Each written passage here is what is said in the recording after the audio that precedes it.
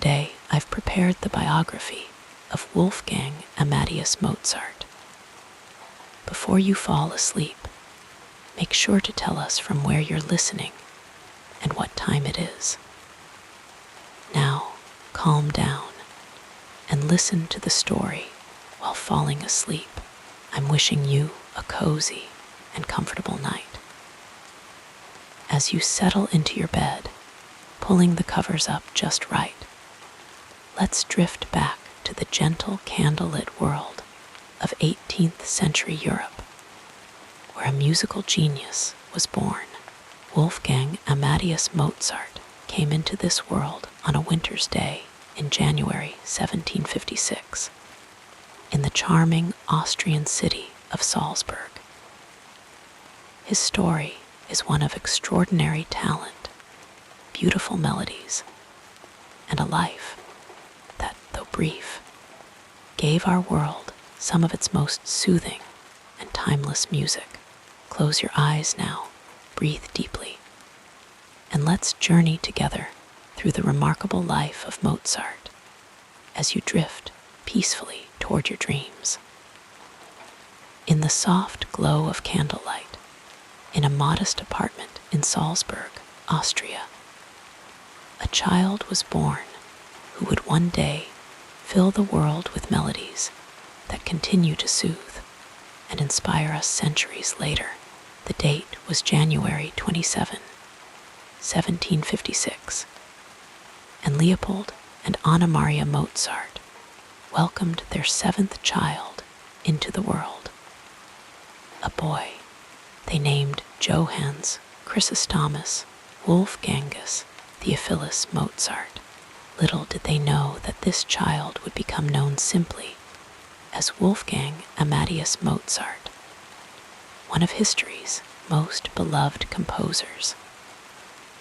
The world young Wolfgang entered was one of powdered wigs and ornate fashions, of horse-drawn carriages on cobblestone streets, and of music that filled churches, royal courts, and theaters. The 18th century was a time of enlightenment and refinement, when the arts flourished under the patronage of nobility and the emerging middle class. Salzburg itself was a picturesque city nestled among alpine mountains, a place where the sound of church bells would echo across the valley, and where music was woven into the fabric of daily life. Leopold Mozart, Wolfgang's father, was himself a respected musician and composer who served as deputy Kapellmeister in the court orchestra of the Archbishop of Salzburg, a serious and dedicated man. Leopold had written a well-regarded treatise on violin playing and was known for his methodical approach to music. Anna Maria, Wolfgang's mother, came from a middle-class family and was known for her cheerful disposition and practical nature. The family lived in a third-floor apartment on Getredegas, a narrow street in the heart of Salzburg's old town, where the gentle sounds of daily life would drift up through the windows. Merchants calling their wares, the distant clop of horses' hooves, the murmur of conversation from passers-by. This was not unusual for the time, when childhood mortality rates were tragically high. But it perhaps created an especially close bond between the siblings and their parents, a small family unit that would support each other through the remarkable journey that lay ahead. Young Nannerl showed early musical talent, and Leopold began teaching her to play the harpsichord when she was 7 years old. It was during these lessons that 3-year-old Wolfgang would first reveal his extraordinary gift. As his sister practiced, the small boy would listen intently, his large, curious eyes following his father's movements. Then, to the astonishment of his parents, he would climb onto the bench and pick out melodies and harmonies by ear, his tiny fingers finding the correct keys with uncanny precision. Leopold, recognizing something remarkable in his son, began to teach Wolfgang with gentle patience. The boy absorbed music like a sponge soaking up water, learning quickly and eagerly. By the age of 4, Wolfgang could play simple pieces on the harpsichord. By 5, he was composing small pieces of his own, which his father would carefully write down, preserving the first musical thoughts of a child prodigy. The Mozart home was filled with music in those early years. In the evenings, Leopold might play his violin, while Nannerl accompanied him on the harpsichord, and young Wolfgang would listen, swaying slightly to the rhythm, his mind capturing every nuance, every harmony. Sometimes friends would join them, fellow musicians from the court orchestra, and the apartment would resonate with chamber music, the pure tones floating out into the Salzburg night, mingling with the stars that shone over the ancient city. Leopold soon realized that his son's talent was not merely unusual, it was extraordinary. In an age when musical ability was highly valued in society, Wolfgang's gift represented not only a source of pride, but also a potential path to financial security and social advancement. With careful consideration, Leopold made the decision to showcase his children's talents beyond the confines of Salzburg. And so, in 1762, when Wolfgang was just 6 years old, Leopold took his children on their first concert tour. Imagine the excitement and trepidation the young boy must have felt as the family carriage rolled away from the familiar streets of Salzburg, the horse's steady rhythm carrying him toward Munich, and then Vienna.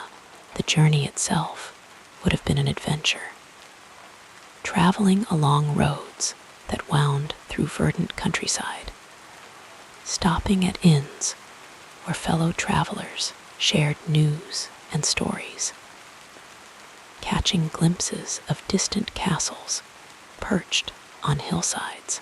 In Vienna, the Mozart children performed for the imperial court. The Empress Maria Theresa and her husband, Emperor Francis I, watched in amazement as the small boy in his formal attire, his face serious with concentration, performed complex pieces on the harpsichord, improvised on themes suggested by the courtiers, and demonstrated his perfect pitch. Young Wolfgang, not intimidated by the grandeur of the palace or the presence of royalty, even jumped into the Empress's lap after performing and gave her a kiss, a charming breach of etiquette that the Empress, rather than taking offense, found endearing. These court performances were followed by public concerts, where audiences marveled at the children's abilities. Wolfgang would perform blindfolded, play with his hands crossed, and execute difficult pieces after hearing them just once.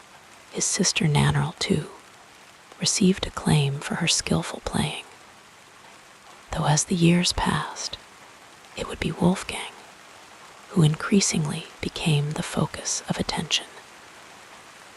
The success of this first tour encouraged Leopold to embark on a more ambitious journey from 1763 to 1766. The Mozart family traveled across Europe, visiting Munich, Augsburg, Mannheim, Paris, London, The Hague, Amsterdam, and other cities. These were not simply brief concert appearances, but extended stays during which the children performed multiple times, and Leopold arranged for them to meet influential musicians, composers, and patrons. Imagine young Wolfgang during these formative years, experiencing the world through the window of a traveling carriage, his senses taking in the changing landscapes, languages, and customs. In Paris, he would have heard the refined French style of music, with its elegant ornamentation. In London, he encountered the works of Johann Christian Bach, son of the great Johann Sebastian Bach, who took a particular interest in the prodigious child and spent time with him, introducing him to new musical ideas. These travels were not without hardship. The family endured long, uncomfortable journeys over rough roads. They faced illness. Both children contracted typhoid fever in The Hague, and Wolfgang was so seriously ill that his recovery was considered miraculous. There were financial worries, disappointing receptions in some cities, and the constant pressure of arranging performances and securing patronage. Yet for Wolfgang, these years were an extraordinary education. He absorbed musical styles from across Europe, collected scores, listened to operas and symphonies, and met leading musicians of the day. His musical mind, already remarkable, was being shaped by this rich tapestry of influences, all before he reached the age of 10. When the family finally returned to Salzburg in November 1766, Wolfgang was no longer simply a curiosity, a child who could play adult music, but a developing composer in his own right. During their time in London, he had composed his first symphonies. In the quiet evenings at their lodgings, by the gentle light of candles, the boy would sit with quill and paper, carefully notating the music that flowed from his imagination. Back in Salzburg, Leopold ensured that Wolfgang's education continued, not only in music, but in languages, mathematics, literature, and religious studies. The boy's days followed a gentle rhythm: morning lessons, composition in the afternoon, perhaps a walk through Salzburg's beautiful gardens or along the banks of the Salzach River, and music making with family and friends in the evening. In 1767, when Wolfgang was 11, the family embarked on another journey, this time to Vienna. The Austrian capital was a center of musical culture, and Leopold hoped to secure a commission for his son to write an opera. The trip began with promise, but soon took a difficult turn when smallpox broke out in the city. Leopold took the children to Olmütz, now Olomouc in the Czech Republic, to escape the epidemic. But both Wolfgang and Nannerl contracted the disease. They recovered, though Wolfgang's face bore slight scars from the illness. Returning to Vienna, Wolfgang received a commission to compose his first opera, La Finte Semplice, The Pretend Simpleton. Though the work was completed, court intrigues and jealousies prevented its performance, a disappointment that Leopold felt keenly. However, another of Wolfgang's early works, the Singspiel Bastian und Bastian, was performed in the garden theater of the physician-doctor Anton Mesmer, who would later become famous for his theories of animal magnetism or mesmerism. In December 1769, Leopold and Wolfgang set out on another journey, this time to Italy, leaving Anna Maria and Nannerl behind in Salzburg. Italy was the heartland of opera, and for any composer with ambitions in this prestigious form, Italian approval was essential. The 13-year-old Wolfgang was warmly received in the musical circles of Milan, Bologna, Florence, Rome, and Naples. In Rome, Wolfgang performed a feat that demonstrated his extraordinary musical memory and ear. After hearing Gregorio Allegri's Miserere performed in the Sistine Chapel, a complex choral work whose score was jealously guarded by the Vatican, he wrote out the entire piece from memory. This achievement brought him to the attention of Pope Clement XIV, who awarded him the Order of the Golden Spur, a papal honor that the young musician wore with pride. In Bologna, Wolfgang studied counterpoint with the respected theorist Padre Giovanni Battista Martini, deepening his understanding of compositional techniques. In Milan, he received a commission for an opera, Mithridate, Re di Ponto, which premiered on December 26, 1770, with the 14-year-old composer conducting. The opera was a success, running for more than 20 performances. The Italian journey continued with a second visit in 1771, during which Wolfgang composed another opera, Ascanio in Alba, for Milan.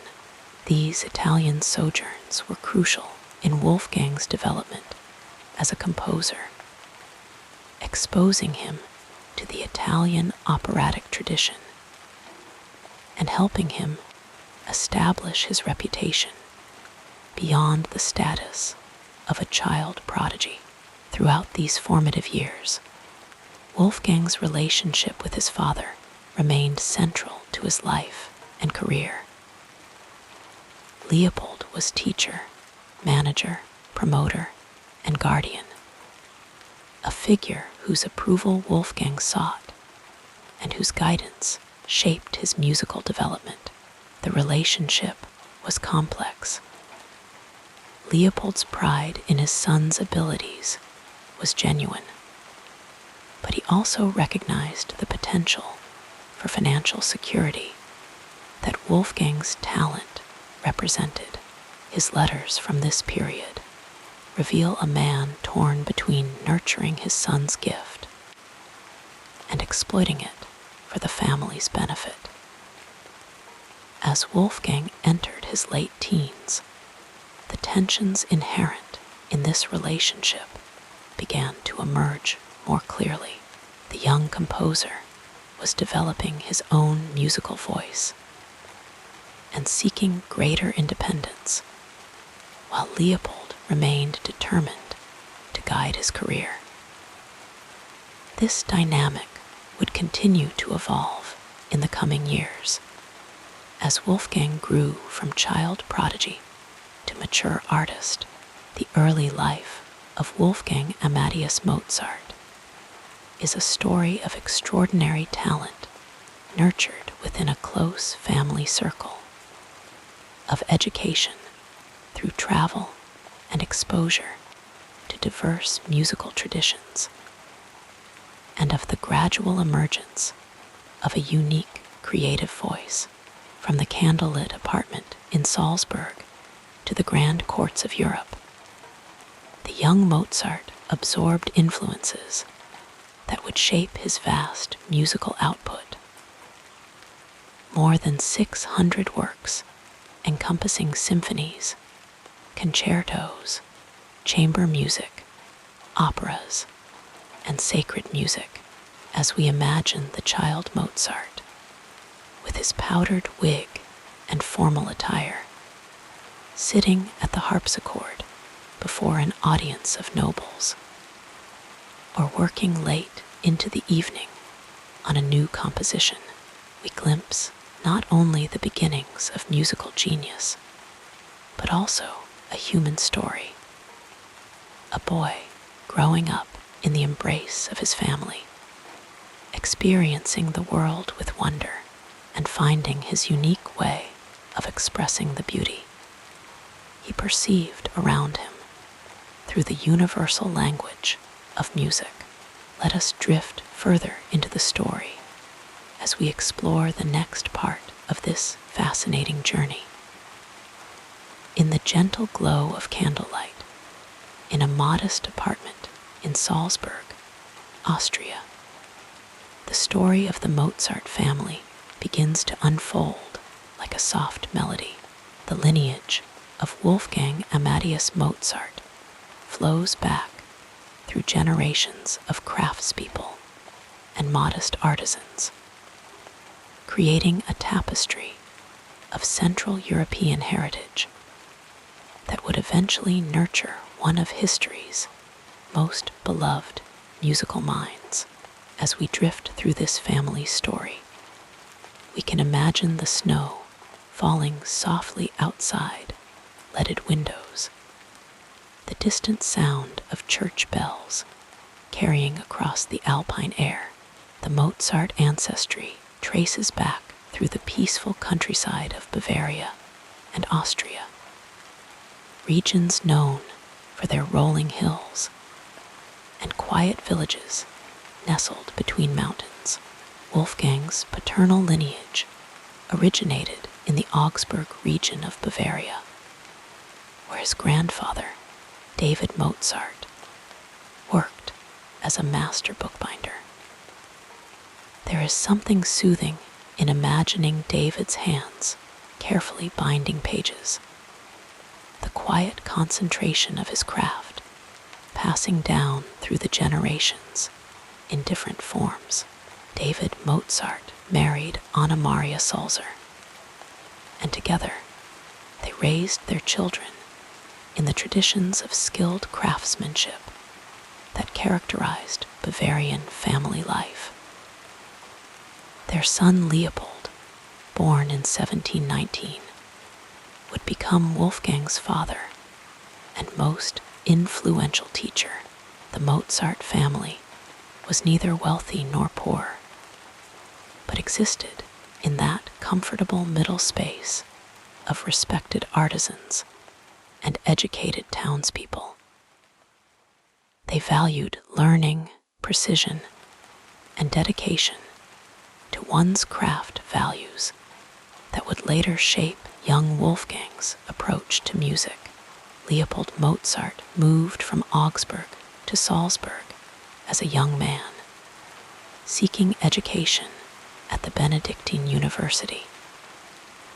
In this beautiful city, with its Baroque architecture and mountain backdrop, Leopold found work in the court of the Prince Archbishop, gradually rising to the position of deputy Kapellmeister.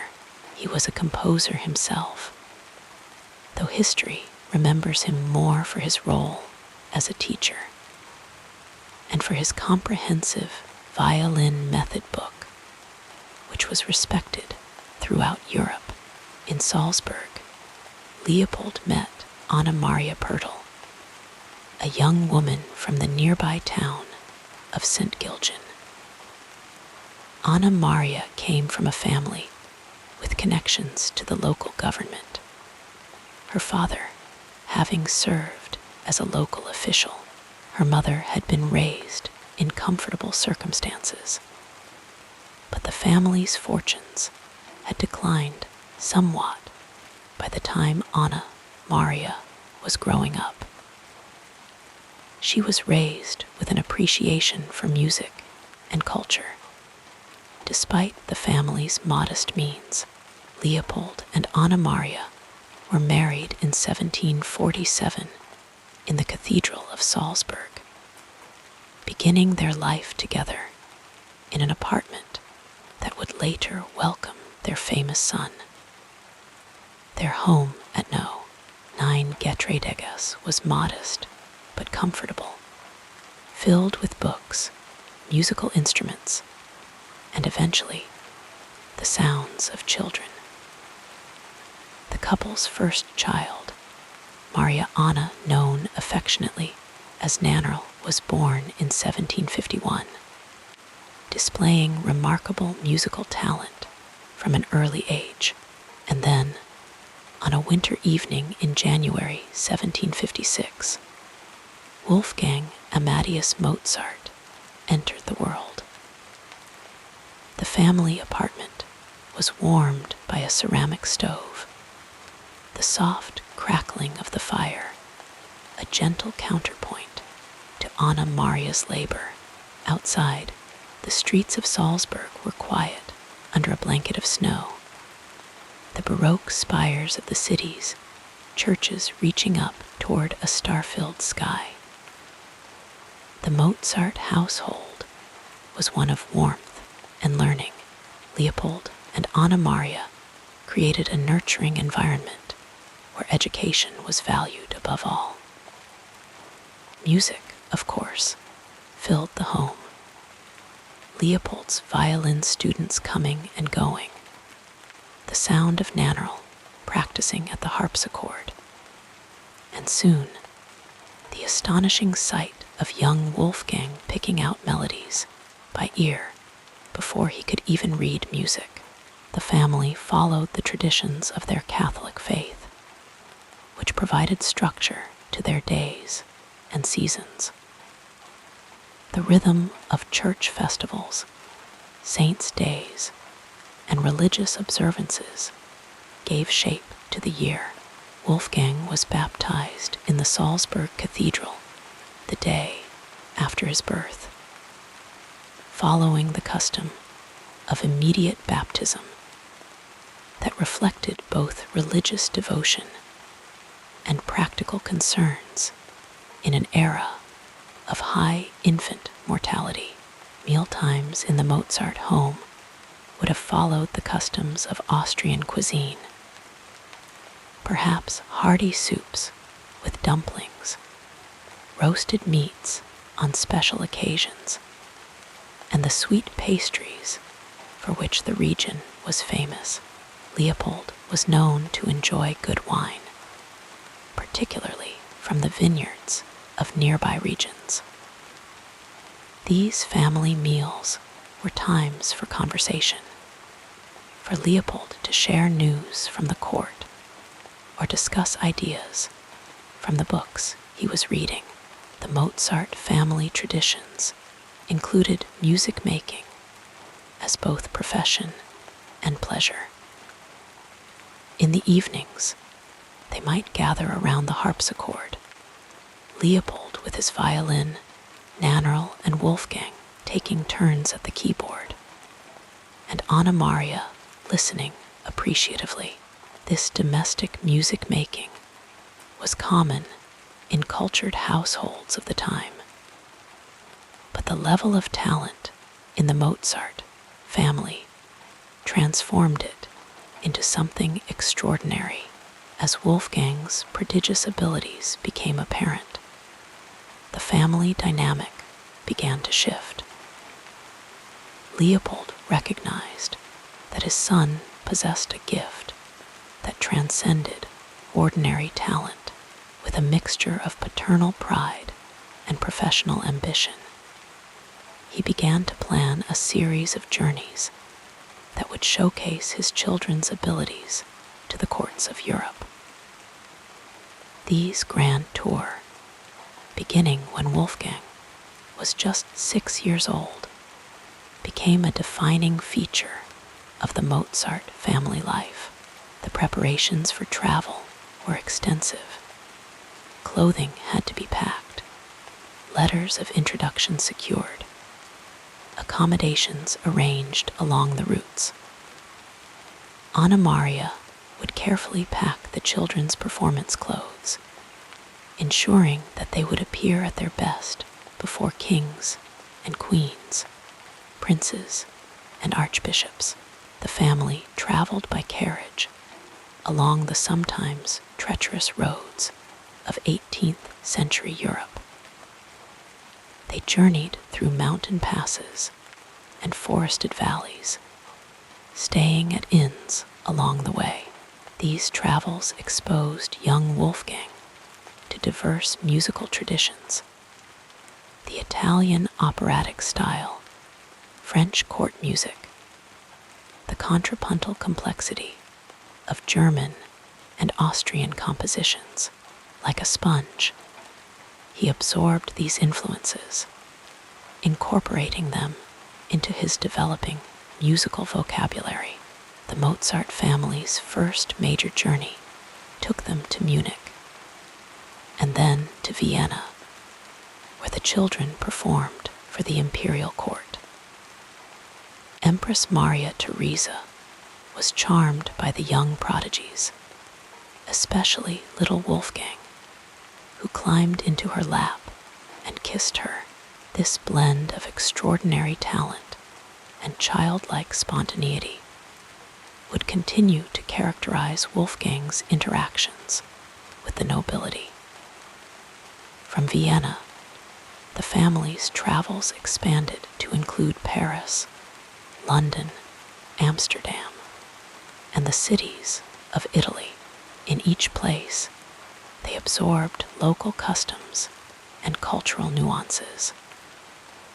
They learned to navigate court etiquette and adapt to different languages, foods, and living conditions. These experiences broadened the horizons of the Mozart children far beyond what would have been possible had they remained in Salzburg. Anna Maria was a stabilizing presence during these journeys, maintaining domestic routines as much as possible while on the road. She wrote letters home to friends, describing their adventures and the reception of her children's performances.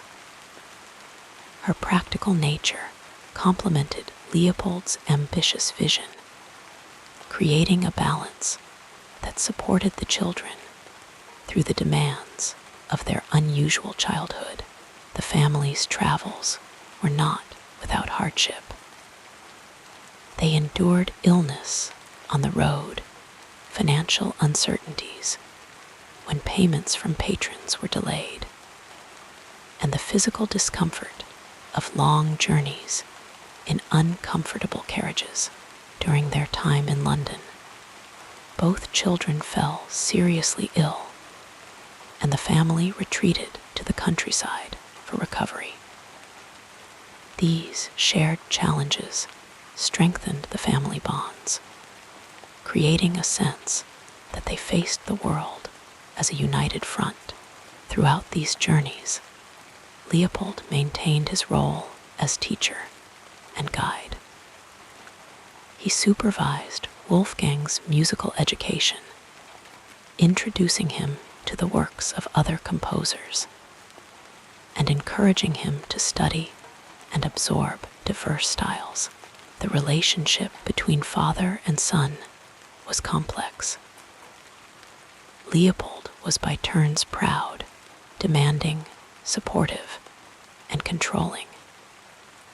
He recognized his son's genius and devoted himself to nurturing it, sometimes at the expense of allowing Wolfgang to develop independence.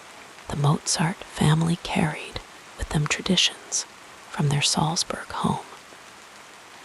They observed name days rather than birthdays, celebrating the feast days of the saints for whom they were named.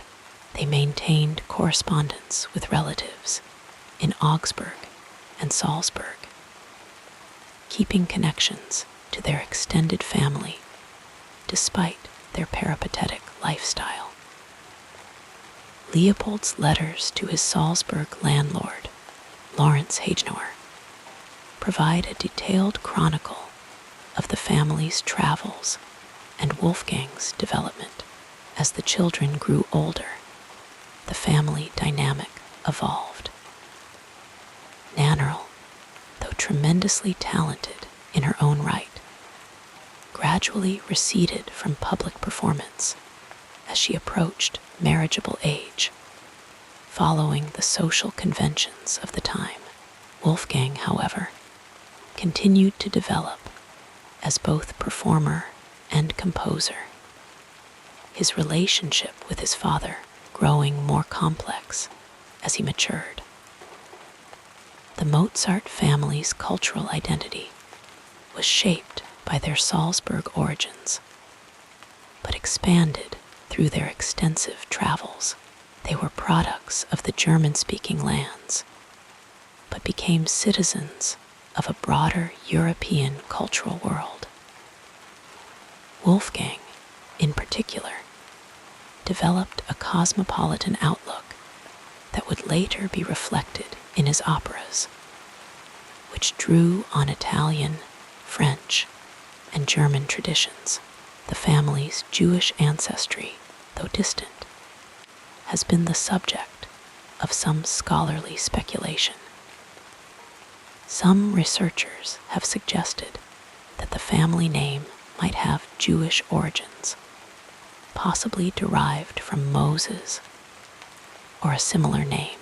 However, by Wolfgang's time, the family had been Catholic for generations, and there is no evidence that they maintained any connection to Jewish traditions or identity.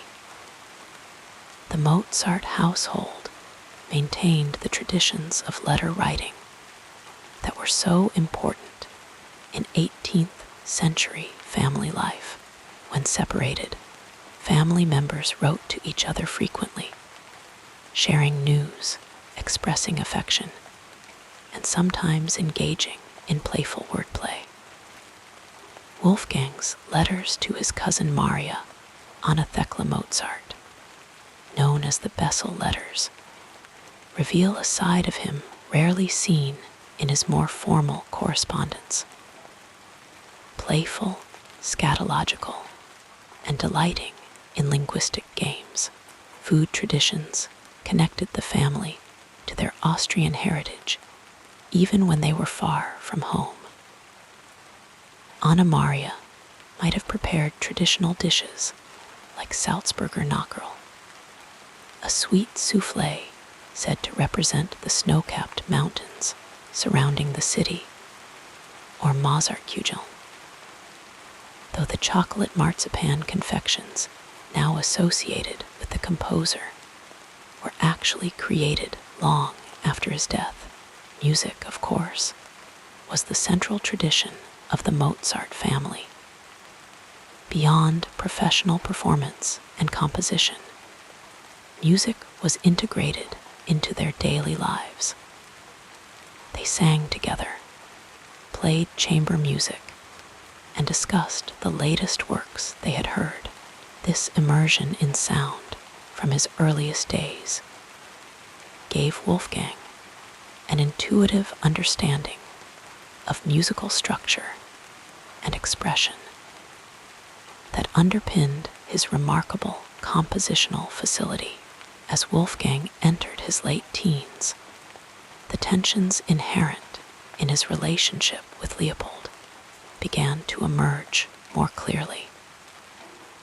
The young composer was developing his own musical voice and seeking greater independence, while Leopold remained determined to guide his career. This dynamic would continue to evolve in the coming years, as Wolfgang grew from child prodigy to mature artist. The death of Anna Maria in Paris in 1778, while she was accompanying Wolfgang on a job-seeking journey, marked a profound shift in the family structure. Her steady, loving presence had balanced Leopold's more demanding nature. Without her, the relationship between father and son became more strained, though they maintained their connection through letters and occasional visits. When Wolfgang eventually settled in Vienna and married Constanze Weber against his father's wishes, he began to establish his own family traditions. These were influenced by his upbringing, but adapted to his more independent lifestyle. The values of education and musical immersion remained central, though, and Wolfgang and Constanze created a home where music and learning were prioritized, despite their often precarious financial situation. The cultural roots that had nourished Wolfgang throughout his childhood, the Salzburg traditions, the Catholic faith, the appreciation for craftsmanship and precision that had characterized his grandfather's bookbinding, continued to influence his worldview and his art. His cosmopolitan experiences expanded upon, rather than replaced, these foundations. As we drift toward sleep, we might imagine the Mozart family gathered in their Salzburg apartment on a winter evening, the soft light of candles illuminating their faces, the sound of music rising and falling like gentle breaths, Leopold demonstrating a bowing technique, Anna Maria mending by the fire, Nannerl turning pages of a score, and young Wolfgang, his eyes bright with inspiration, absorbing it all: the love, the music, the traditions that would carry him forward into his remarkable life. In this quiet domestic scene lies the heart of Wolfgang Amadeus Mozart's heritage. Not just the genetic inheritance of talent or the cultural inheritance of musical traditions, but the nurturing environment of a family that, despite its complexities and tensions, provided the soil in which his extraordinary gifts could flourish and grow into something that would continue to bring beauty and comfort to the world for centuries to come. The peaceful narrative of this life continues as we turn our attention to what happened next. In the gentle embrace of the mid-18th century, little Wolfgang Amadeus Mozart opened his eyes to a world of soft sounds and muted colors. Born on January 27, 1756, in Salzburg, Austria, young Wolfgang entered a physical environment that would cradle his emerging genius like a tender lullaby. The city of Salzburg nestled peacefully between the flowing waters of the Salzach River and the protective embrace of the distant Alps, their snow-capped peaks visible on clear days, standing like silent guardians watching over the Baroque splendor below. The Mozart family resided in an apartment on the third floor of the Hagenauer house at Getreidegas 9, a narrow cobblestone street in the heart of Salzburg's old town. The building itself whispered stories of permanence and tradition. Its sturdy stone walls having weathered countless seasons before Wolfgang's arrival.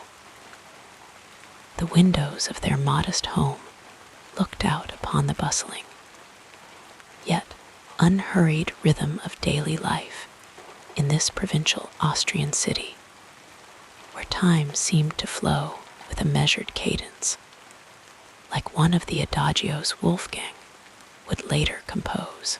Inside the apartment, the rooms were arranged in a simple, practical manner.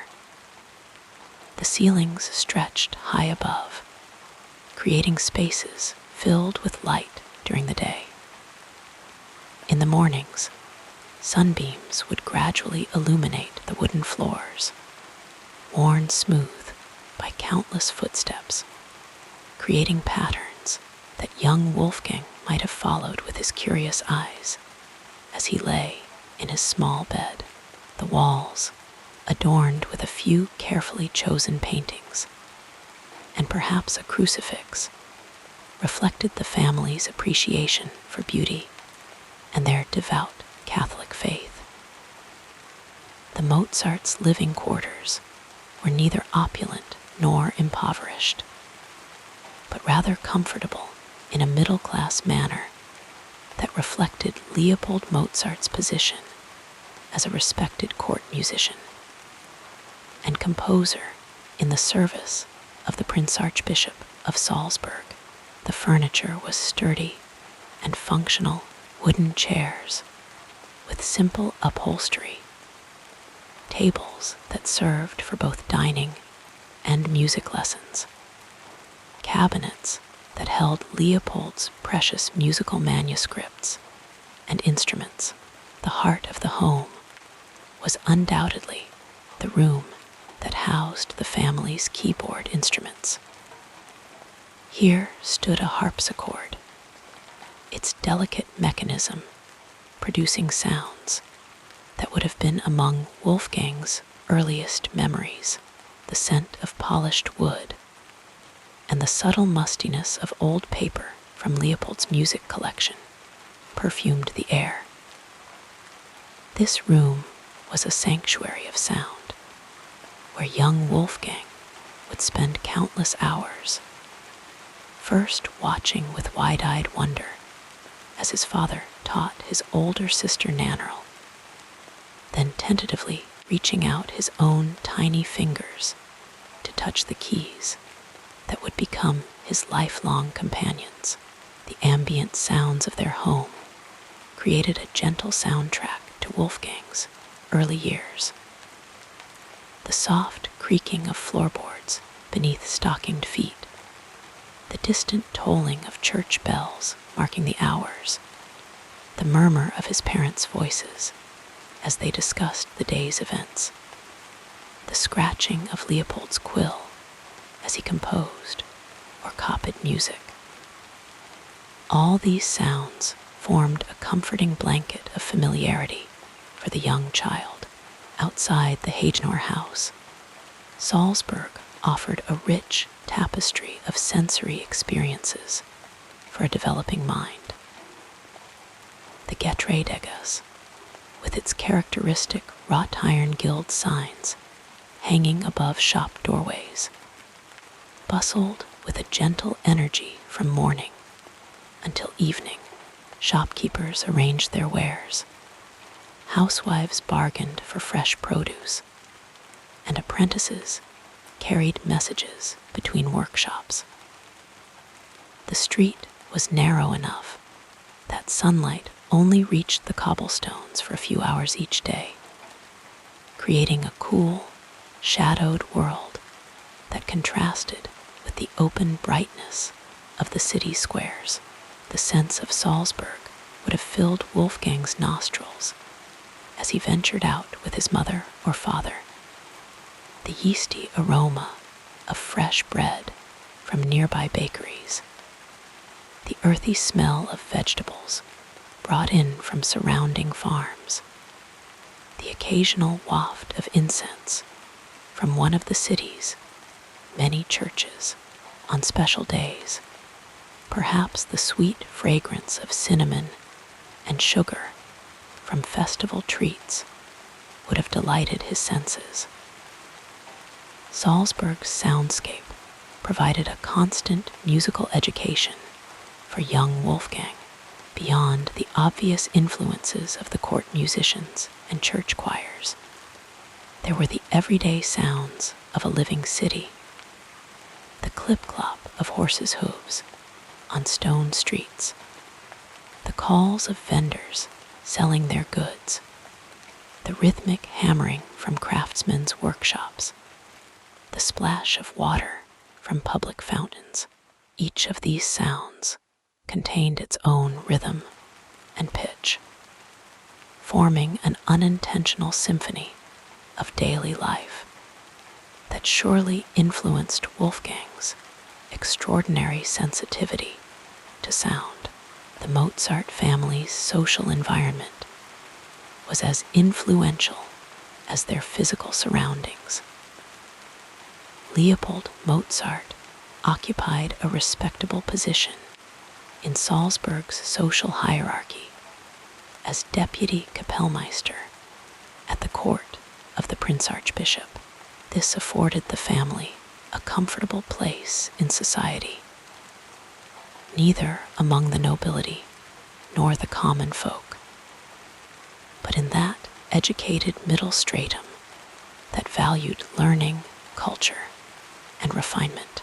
Visitors to the Mozart home included fellow musicians, teachers, clergy, and other members of Salzburg's intellectual community.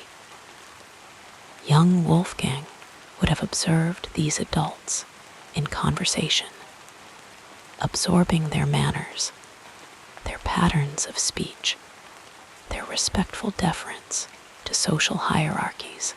Leopold, a man of the Enlightenment who valued reason and education, encouraged an atmosphere of learning and curiosity in his home. The Mozart household operated according to the rhythms of both the church calendar and the court schedule. Days began early, with Leopold often attending Mass before his duties at court commenced. Meals were simple but nourishing, reflecting the family's modest prosperity. Perhaps bread with butter and honey for breakfast, a heartier midday meal of soup and meat when Leopold returned home, and a lighter evening repast before the early bedtimes, common in an era before widespread artificial lighting. Music, of course, formed the backbone of daily life. Practice sessions were not separate activities, but integrated into the fabric of existence. Leopold would teach his children between his own professional obligations, and music making often continued into the evening hours. The gentle notes of violin or keyboard floating through the apartment as candles cast long shadows on the walls. The natural environment surrounding Salzburg provided another layer of influence on young Wolfgang's developing senses. Though the Mozart family lived in the city center, nature was never far away. In the 18th century, the Salzach River flowed just a short walk from their home, its waters sometimes placid, sometimes swollen with spring runoff from the mountains. The sound of flowing water, that most primal of musical experiences, would have been familiar to Wolfgang from his earliest days. Beyond the city walls stretched meadows and forests, places the family might have visited on pleasant Sunday afternoons. The changing seasons brought their own sensory experiences. The fresh green scents of spring, the warm, drowsy air of summer afternoons, the crisp clarity of autumn days when the distant Alps seemed close enough to touch. and the hushed stillness of snowy winter mornings, when sound itself seemed muffled by the white blanket covering the landscape. The rhythm of the seasons also dictated the social calendar. Winter brought its indoor gatherings, with music often at the center of entertainment. Spring and summer opened possibilities for outdoor concerts and festivities. Autumn brought harvest celebrations and preparations for the coming cold months. Through all these cycles, young Wolfgang observed and absorbed, his remarkable mind processing the patterns of both nature and human society. The religious environment of Salzburg cannot be overlooked in understanding Wolfgang's childhood world. The city was ruled by a prince-archbishop, making it both a political and religious center. The Catholic faith permeated daily life, from the ringing of church bells marking the hours to the elaborate religious processions that wound through the streets on holy days. The Mozart family attended Mass regularly at the Salzburg Cathedral, where the magnificent architecture, colorful frescoes, and the resonant sounds of the choir and organ created an environment where faith and art merged seamlessly. This religious context provided Wolfgang with his earliest professional opportunities as he began composing sacred music for church use while still a child.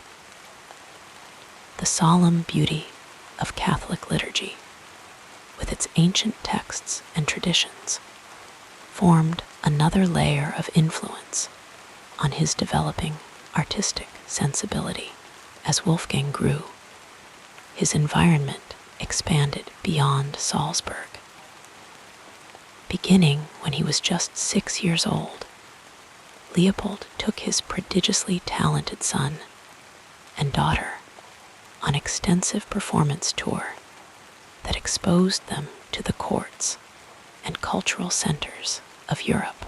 These journeys introduced young Wolfgang to new landscapes, architectures, languages, and customs, broadening his worldview far beyond what most children of his era would experience. In Vienna, he encountered the grandeur of the Habsburg imperial court, with its elaborate protocols and lavish surroundings. In Paris, he absorbed the elegance and refinement of French culture. In London, he experienced the bustling energy of a rapidly industrializing society and the patronage of King George III. In Italy, he immersed himself in the birthplace of opera and the legacy of Renaissance art. Each of these environments left its mark on the developing artist. The ornate palaces with their gilded ceilings and crystal chandeliers, the different qualities of light in northern and southern Europe, the varied accents and cadences of different languages, the distinctive national styles in music and art. All these experiences filtered into Wolfgang's consciousness and later emerged, transformed in his compositions. Yet throughout these travels, the foundation laid in Salzburg remained.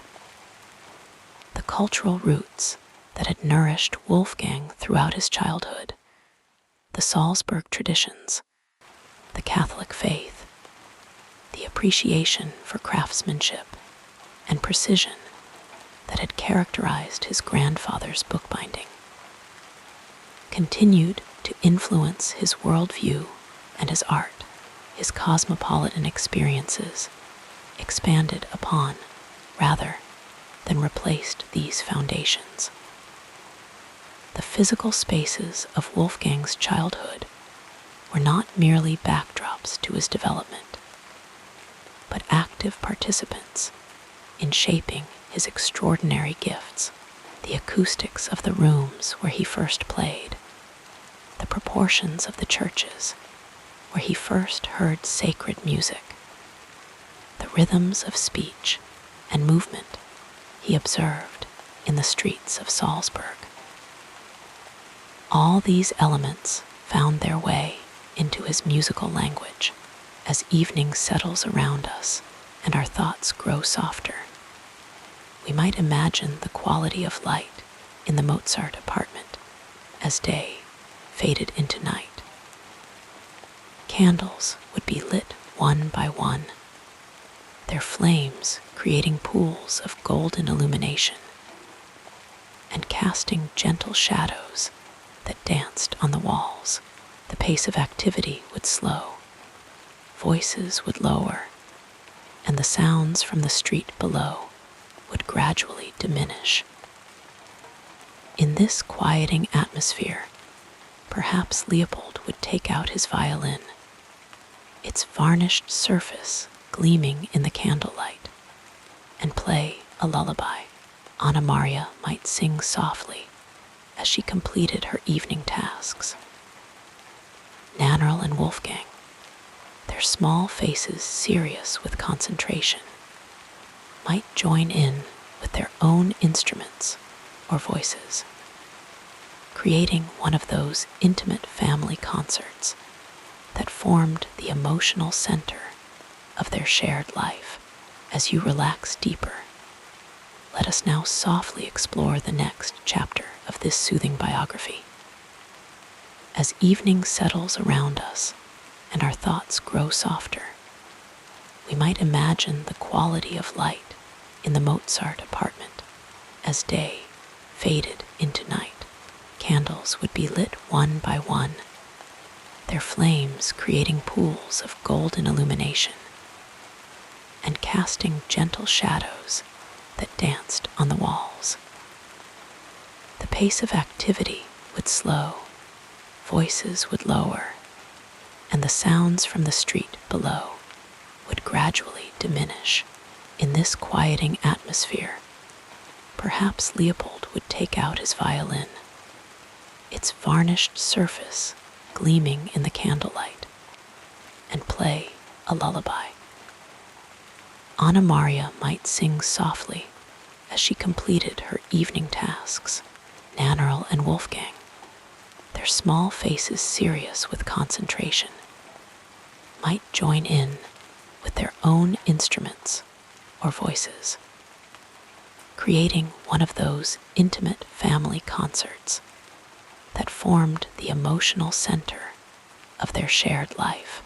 Young Wolfgang's education began in this gentle cocoon of familial harmony, where music was as natural as breathing. Leopold Mozart, a respected violinist and composer in his own right, became his son's primary teacher, guiding those tiny fingers across the keyboard with patient persistence. The elder Mozart had written a well-regarded treatise on violin playing, revealing his methodical mind and attention to detail, qualities he would bring to his son's education with devoted precision. In those early lessons, which often took place in the soft morning light streaming through the windows of their Salzburg home, Leopold would sit beside his son on the bench, his larger hand occasionally covering Wolfgang's small one to demonstrate the proper position or pressure. The boy's legs would dangle above the floor as he stretched to reach the keys, his face a portrait of serene concentration that belied his tender years. Leopold's approach to teaching was comprehensive and unhurried. He understood that true musical education extended far beyond technical proficiency. He would speak to Wolfgang in low, measured tones about the emotional qualities of different keys, the subtle relationships between notes, the mathematical patterns that underpin musical structures. As the child listened, his eyes would grow wide with wonder, absorbing these concepts with a natural intuition that astonished his father. Anna Maria, Wolfgang's mother, contributed to his education in quieter, but equally meaningful ways. Her gentle humming as she moved about their home provided a constant musical backdrop to his childhood. The folk songs she sang while completing household tasks introduced him to the simple, heartfelt melodies that would later inform his most accessible compositions. Her patience and encouragement created a nurturing environment where creativity could flourish without pressure or haste. Wolfgang's older sister, Nannerl, 5 years his senior, was his first musical companion and friendly competitor. As she practiced her lessons on the harpsichord, little Wolfgang would watch intently, his ears capturing every nuance, his mind recording patterns and possibilities that he would later explore in his own playing. The siblings would often play duets together, their hands moving in synchrony across the keys, teaching Wolfgang the delicate art of musical conversation, of listening while playing, of responding to another's musical thoughts with complementary ideas of his own. The Mozart family library, modest but carefully curated, provided another dimension to Wolfgang's education. Leopold would select books appropriate to his son's developing mind, reading aloud in the gentle hours before bedtime stories of distant lands and ancient civilizations sparked Wolfgang's imagination, while basic principles of mathematics and natural philosophy laid the groundwork for his understanding of the world. The rhythms of poetry and prose in multiple languages, German, Italian, French, Latin, infused his consciousness with linguistic patterns that would later emerge in the cadences of his music. As the seasons turned and Wolfgang grew from toddler to child, his formal education expanded beyond the walls of the family home. The Cathedral of Salzburg, with its soaring ceiling and resonant acoustic, became another classroom. Here, amid the scent of incense and beeswax candles, Wolfgang would listen to the cathedral organists coaxing magnificent sounds from the instrument, the complex counterpoint of sacred music, the way different melodic lines could weave together to create harmonies greater than their individual parts, made a profound impression on his developing musical sensibility. Johann Christian Bach, the youngest son of the great Johann Sebastian Bach, became another significant influence in Wolfgang's musical education. During the Mozart family's visit to London, when Wolfgang was 8 years old, the boy formed a warm friendship with the older composer. Bach's elegant, accessible style, less complex than his father's, but imbued with emotional clarity and melodic charm, resonated with Wolfgang's own natural inclinations. in Bach's comfortable London home, perhaps seated at a fortepiano, as rain pattered softly against the windows. The two musicians would improvise together, the older man gently guiding his young friend through new harmonic territories, suggesting possibilities rather than imposing rules. The courts and concert halls of Europe, which the Mozart family visited during their extensive travels, provided a different kind of education entirely. In these grand spaces, with their gilded decorations and attentive audiences, Wolfgang observed the social dynamics of musical patronage. He learned which pieces pleased which listeners, how to adapt his playing to different acoustic environments, when to display technical brilliance, and when to favor emotional depth. These lessons in the psychology of performance would serve him well throughout his career, allowing him to navigate the complex relationships between artist and audience with intuitive grace.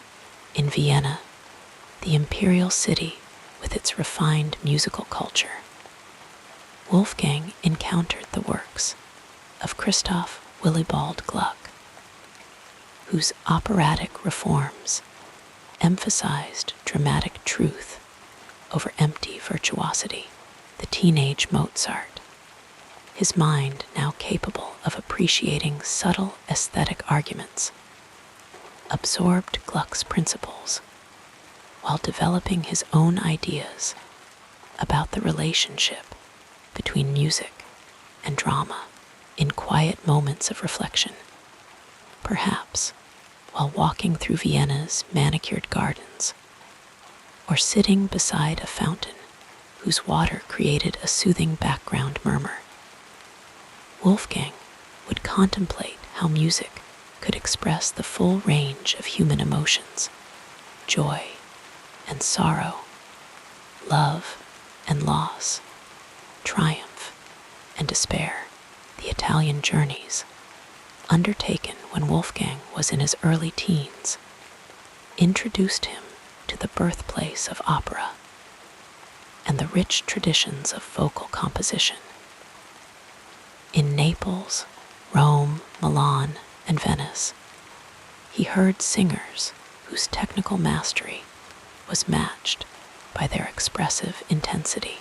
The warm Italian evenings, with their gentle breezes carrying the scent of lemon blossoms and distant cooking fires, provided a sensory backdrop to his growing understanding of vocal writing. He would listen intently as singers practiced their arias, noting how they shaped phrases where they breathed, how they colored individual words to convey specific emotions. Throughout these formative years, Wolfgang's capacity for absorption was matched by his drive to create. Each new influence was not merely copied, but transformed by his unique sensibility. He composed his first small pieces at age 5, simple minuets, whose charm belied their technical correctness. By 8, he had written his first symphony. By 12, his first opera. These early works, while showing the influence of his teachers and the music he had heard, already contained glimpses of the distinctive voice that would later emerge in his mature compositions.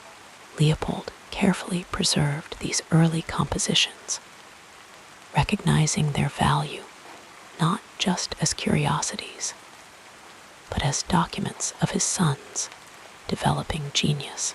On quiet evenings, he would sometimes take out these manuscripts, their pages covered with Wolfgang's increasingly confident handwriting, and review them with his son. Together, they would discuss what worked well and what might be improved. Leopold's critical faculties helping Wolfgang to refine his natural gifts.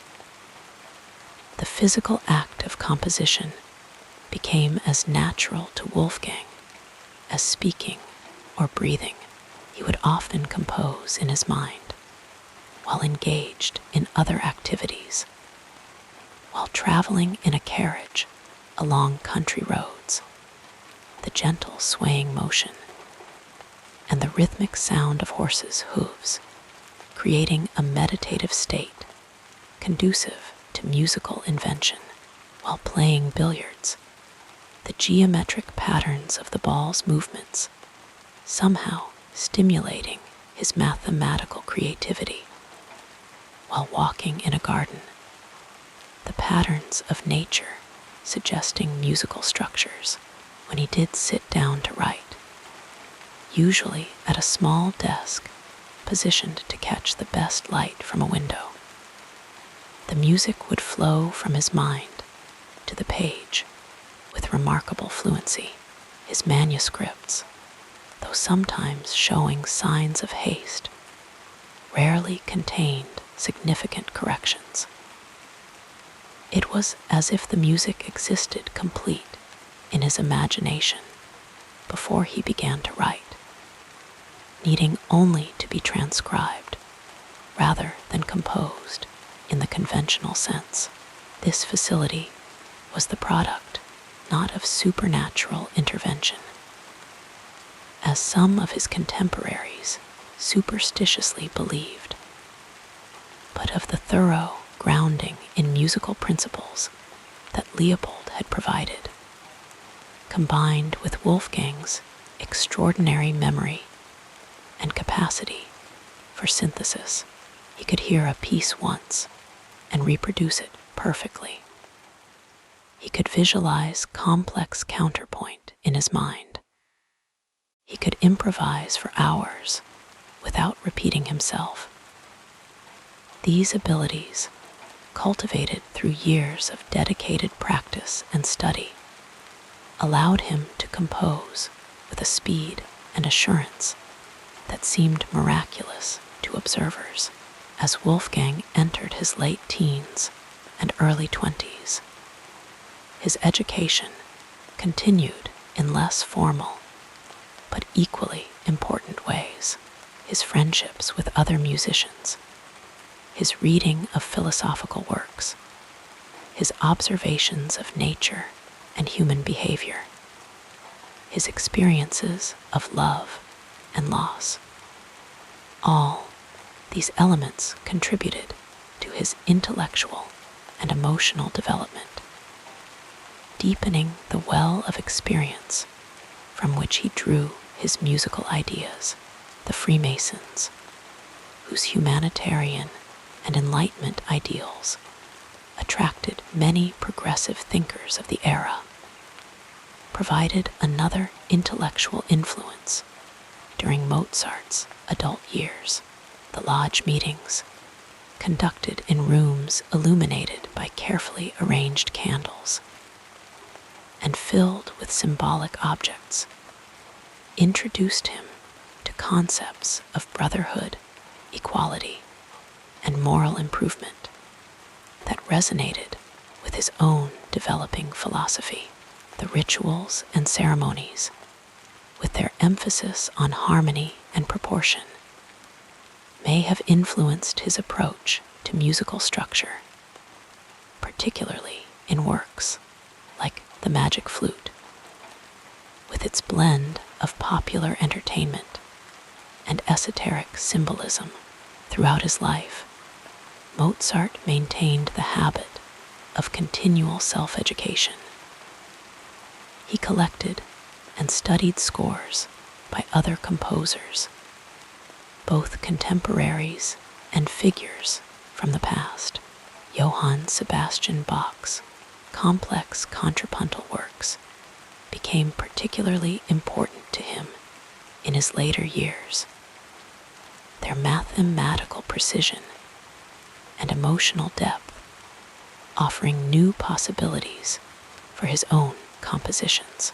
In the gentle stillness of evening hours, when the demands of performance and social obligations had ended, he would often sit alone with these scores, absorbing their lessons by the warm glow of candlelight.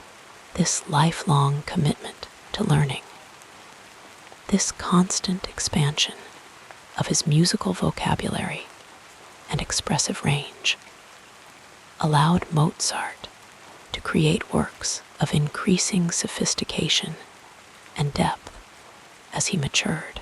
The playful brilliance of his early compositions gradually acquired new dimensions of emotional complexity and structural ingenuity, yet he never lost the natural grace and immediacy that had characterized his music from the beginning. That ineffable quality that makes even his most intricate compositions seem to flow with the ease of improvisation. And so, as our thoughts grow increasingly peaceful and our awareness gently dims toward sleep, we might imagine Mozart in a quiet moment of creativity, seated at his desk, quill in hand, the ink making soft, scratching sounds against the paper as he transcribes the music that flows through his consciousness. Outside his window, perhaps snow is falling silently, or summer stars are appearing one by one in a darkening sky. Inside, in the pool of golden candlelight, musical notation appears line by line, capturing forever the sounds that existed first only in the composer's mind, sounds that would continue to bring comfort, joy, and wonder to listeners for centuries after that candle had been extinguished and that creative hand had grown still. Our soothing biography continues with a look at the next important period in this incredible life. From the very beginning of his life, music surrounded Wolfgang Amadeus Mozart like a warm embrace, and the figures who guided his early steps were there to nurture that gift with patience and care.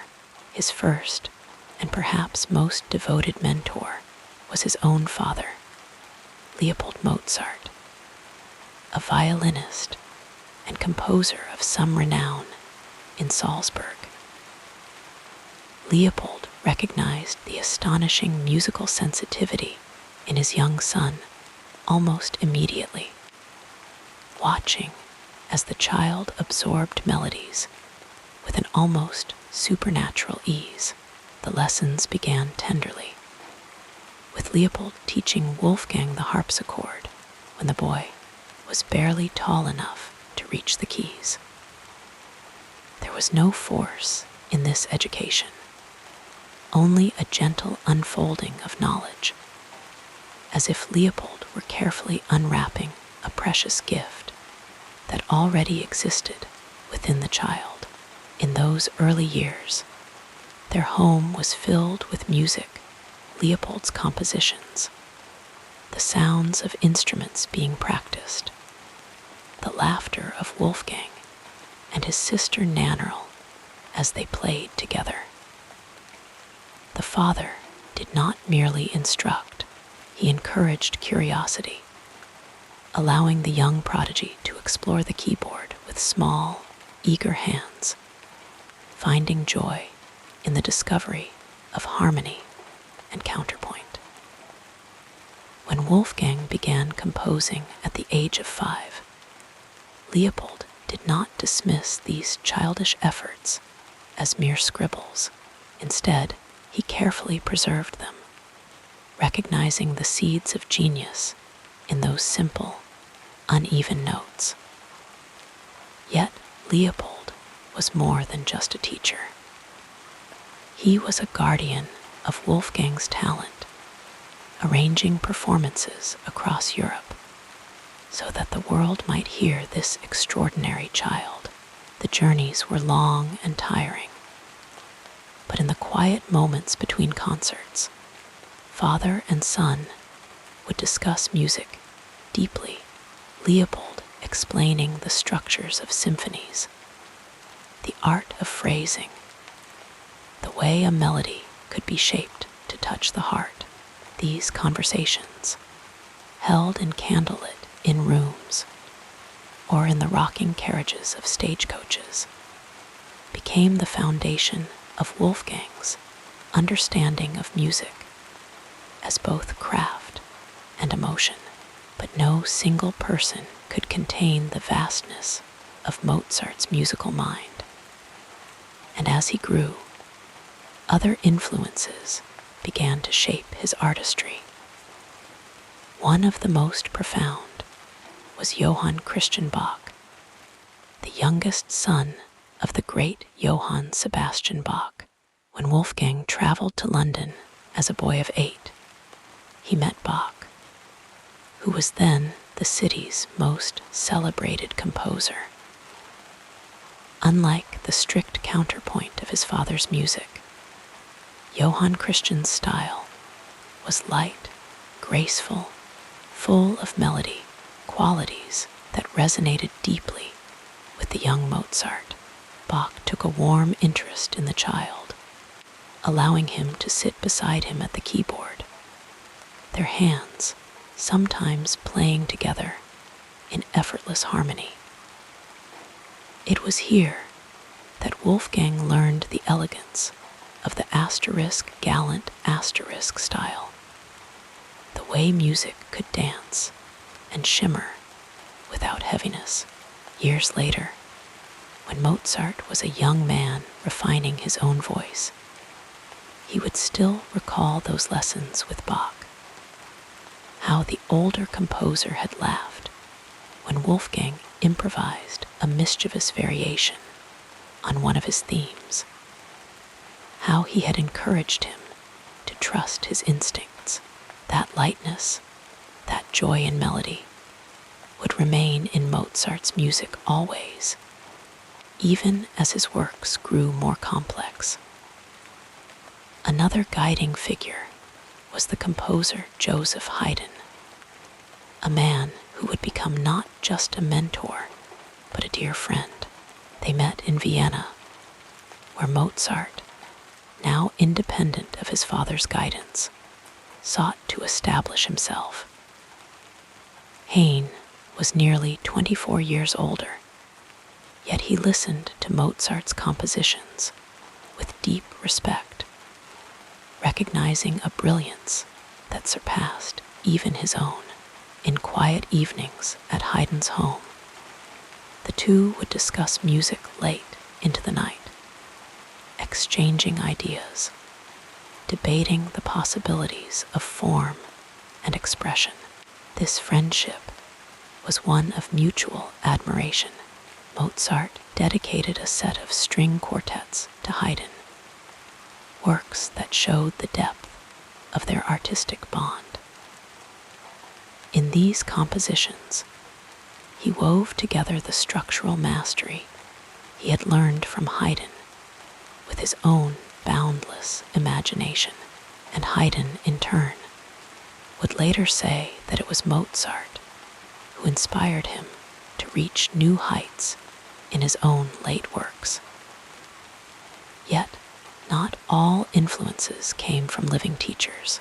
As Mozart matured, he sought out the music of the past, studying the scores of Handel, and most importantly, Johann Sebastian Bach. At a time when Bach's music was not widely performed, Mozart encountered it through the gatherings at the home of Baron Gottfried van Swieten, a patron of the arts who possessed an extensive library of old masters. There, in the soft glow of candlelight, Mozart pored over Bach's intricate fugues, marveling at their mathematical perfection and emotional depth. These works, with their interwoven voices and profound spirituality, opened new pathways in his mind. He began to incorporate this contrapuntal mastery into his own music, blending it seamlessly with his natural gift for melody. The result was a new richness in his compositions, a depth that had not been there before. One can hear it in the slow movement of his Jupiter Symphony, in the solemn beauty of his Requiem, in the way his later works carry both lightness and profound sorrow within them. But perhaps the most tender of all influences was his wife, Constance. Though not a musician herself, she provided a sanctuary for his creativity, a home where he could work undisturbed. She understood his rhythms when he needed silence, when he needed encouragement. In the evenings, as he composed at his desk, she would sometimes sit nearby, her quiet presence a comfort, and when self-doubt crept in, as it did even for a genius, she would remind him of his gifts. All these voices, Leopold's guidance, Bach's elegance, Haydn's wisdom, the old master's depth, Constance's love flowed into Mozart's music, blending until they became something entirely his own. And as we drift toward sleep, we might imagine him in his final years, still learning, still listening, still reaching for new ways to express the beauty he heard in his mind. The candle burns low, the notes fill the page, and the music, as always, carries on. Let your mind float with these gentle recollections as we move forward in our story before those later years of quiet evenings with Constance, before the symphonies and operas that would echo through time. There was a boy, small, delicate-fingered, with eyes that sparkled with curiosity. Wolfgang Amadeus Mozart was born in 1756 in Salzburg, a city of Baroque splendor nestled among the mountains, where the sound of church bells mingled with the murmur of the Salzach River. His father, Leopold, was a violinist and composer in the service of the Prince Archbishop, a man of discipline and vision, who quickly recognized the extraordinary gift in his son. By the age of 3, Wolfgang was already drawn to the clavier, the little keyboard instrument in their home. He would listen as his older sister, Nannerl, practiced her lessons, his tiny hands reaching for the keys as if they were already familiar to him. By 5, he was composing small pieces, simple, charming melodies that carried the lightness of childhood, yet hinted at something deeper. Leopold, ever watchful, began to structure his son's education with the care of a gardener tending a rare and fragile bloom. When Wolfgang was 6, Leopold took him and Nannerl on their first grand tour, a journey across Europe to perform for kings, queens, and noble audiences. The roads were rough, the carriages slow and jolting, but inside, the Mozart children played games, laughed, and filled the hours with music. In Munich, they charmed the Elector of Bavaria. In Vienna, they played for Empress Maria Theresa, who was so delighted that she let young Wolfgang climb onto her lap. These were the first flashes of a prodigy stepping into the world, a world that would soon demand much of him. Yet, even in these early triumphs, there were shadows. The life of a child performer was not easy. There were long, exhausting hours of travel, performances scheduled at all hours, and the pressure to always be perfect. Once, after playing for the imperial court, Wolfgang fell ill with a fever. His small body worn thin from exertion. Leopold worried, but the tour could not stop. There were bills to pay, reputations to build. And so they pressed on through Paris, London, Amsterdam, each city offering new audiences, new inspirations, but also new strains. In London, the Mozarts met Johann Christian Bach, the youngest son of the great Johann Sebastian Bach. Here was a musician whose lightness and elegance resonated deeply with young Wolfgang. Bach took the boy on his knee, let him play at the keyboard, and showed him how music could dance as well as sing. Those moments stayed with Mozart, the seeds of a style that would later blossom in his own concertos and symphonies. By the time he was 10, Wolfgang had composed his first symphony, a work full of youthful energy, yet astonishingly polished for a child. The notes flowed from him as naturally as breath, his mind hearing whole movements before his hand could write them down. But the world was not always kind to prodigies. As he grew older, the novelty of the wonder child began to fade. The same audiences who had once gasped at his precocious talent now expected more, proof that he was not just a fleeting marvel, but a true artist.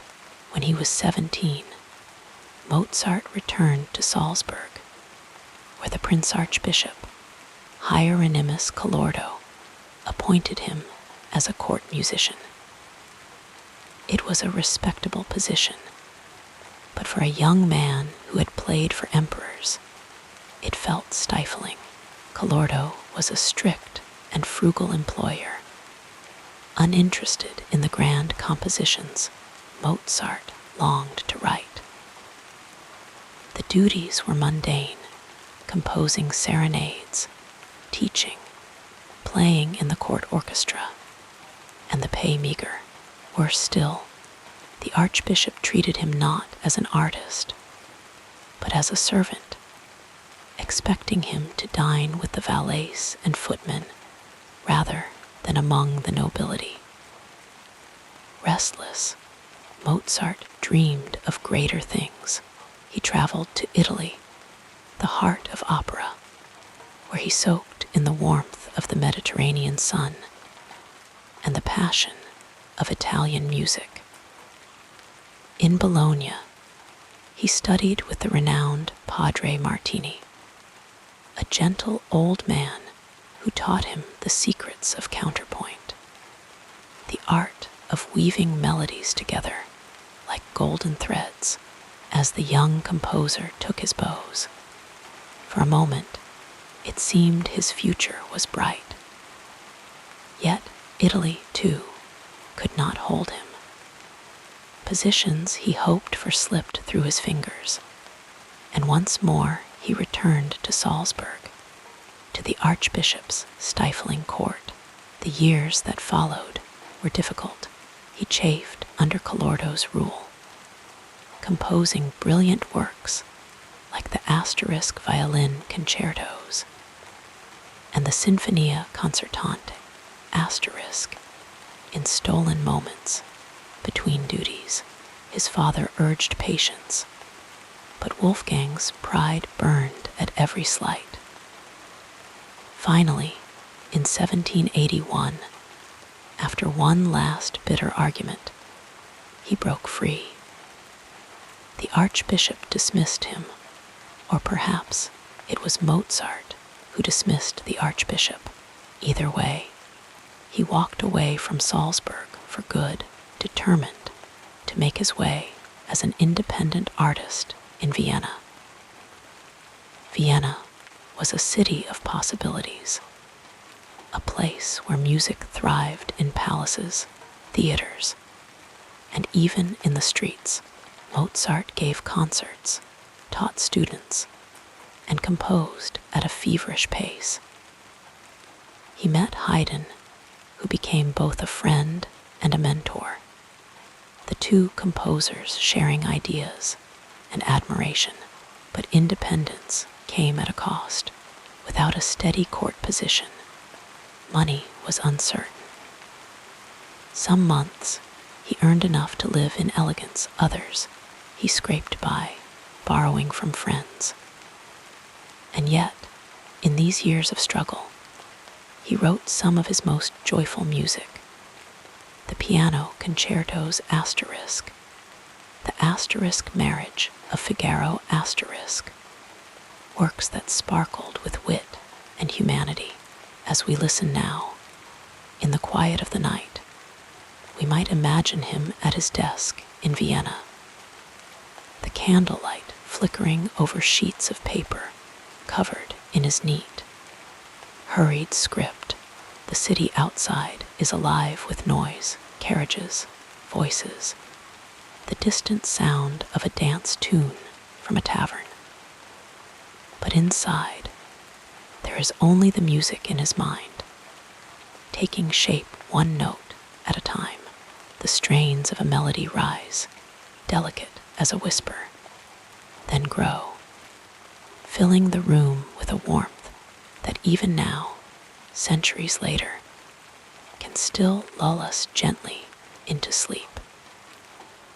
Drifting like clouds across the evening sky, we now move to the next part of this calming life story. Even in the midst of uncertainty, Mozart's genius flowed effortlessly, like a quiet river winding through the landscape of his imagination. His mind was a vast repository of melodies, harmonies, and rhythms, all waiting to be drawn forth and shaped into something extraordinary. Though he faced financial struggles, his creative spirit remained untouched by hardship. And in the span of his short but luminous life, he composed over 600 works, each one a testament to his boundless gift. One of his most remarkable achievements was his ability to compose entire pieces in his mind before ever setting pen to paper. He would carry the music within him, turning it over, refining it in his thoughts, until it was ready to be written down. Sometimes he would work at a feverish pace, the notes spilling onto the page with astonishing speed, as though he were merely transcribing what had already been completed in his head. Other times, he would pause, letting a phrase linger in the air, testing its weight and resonance before committing it to the manuscript. His operas stand as some of the greatest contributions to the art form, blending drama, comedy, and profound humanity into works that still enchant audiences today. The Marriage of Figaro asterisk, with its sparkling wit and intricate ensemble writing, was a revolution in storytelling through music. The characters felt alive, their emotions woven into the very fabric of the score. Laughter, love, jealousy, all expressed with a precision that made them instantly relatable. Though the aristocracy initially bristled at its subversive themes, the opera's brilliance could not be denied, and its melodies soon found their way into the hearts of listeners from all walks of life. Just a few years later, Don Giovanni emerged, a darker and more complex work that blurred the lines between comedy and tragedy. The story of the infamous seducer, doomed by his own arrogance, was set to music of breathtaking power. The ominous opening chords, the playful serenades, the terrifying arrival of the stone guest. Each moment was crafted with meticulous care, drawing the audience deeper into the drama. Mozart understood the human soul in all its contradictions, and in Don Giovanni he gave voice to both its light and its shadows. Then came the magic flute a fairy tale imbued with deeper philosophical meaning. Written in the final year of his life, the opera's blend of folk-like simplicity and sublime beauty created a world where wisdom and innocence walked hand in hand. The Queen of the Night's fiery arias, the gentle wisdom of Sarastro, the journey of Tamino and Pamina, each element unfolded like a dream, filled with wonder and mystery.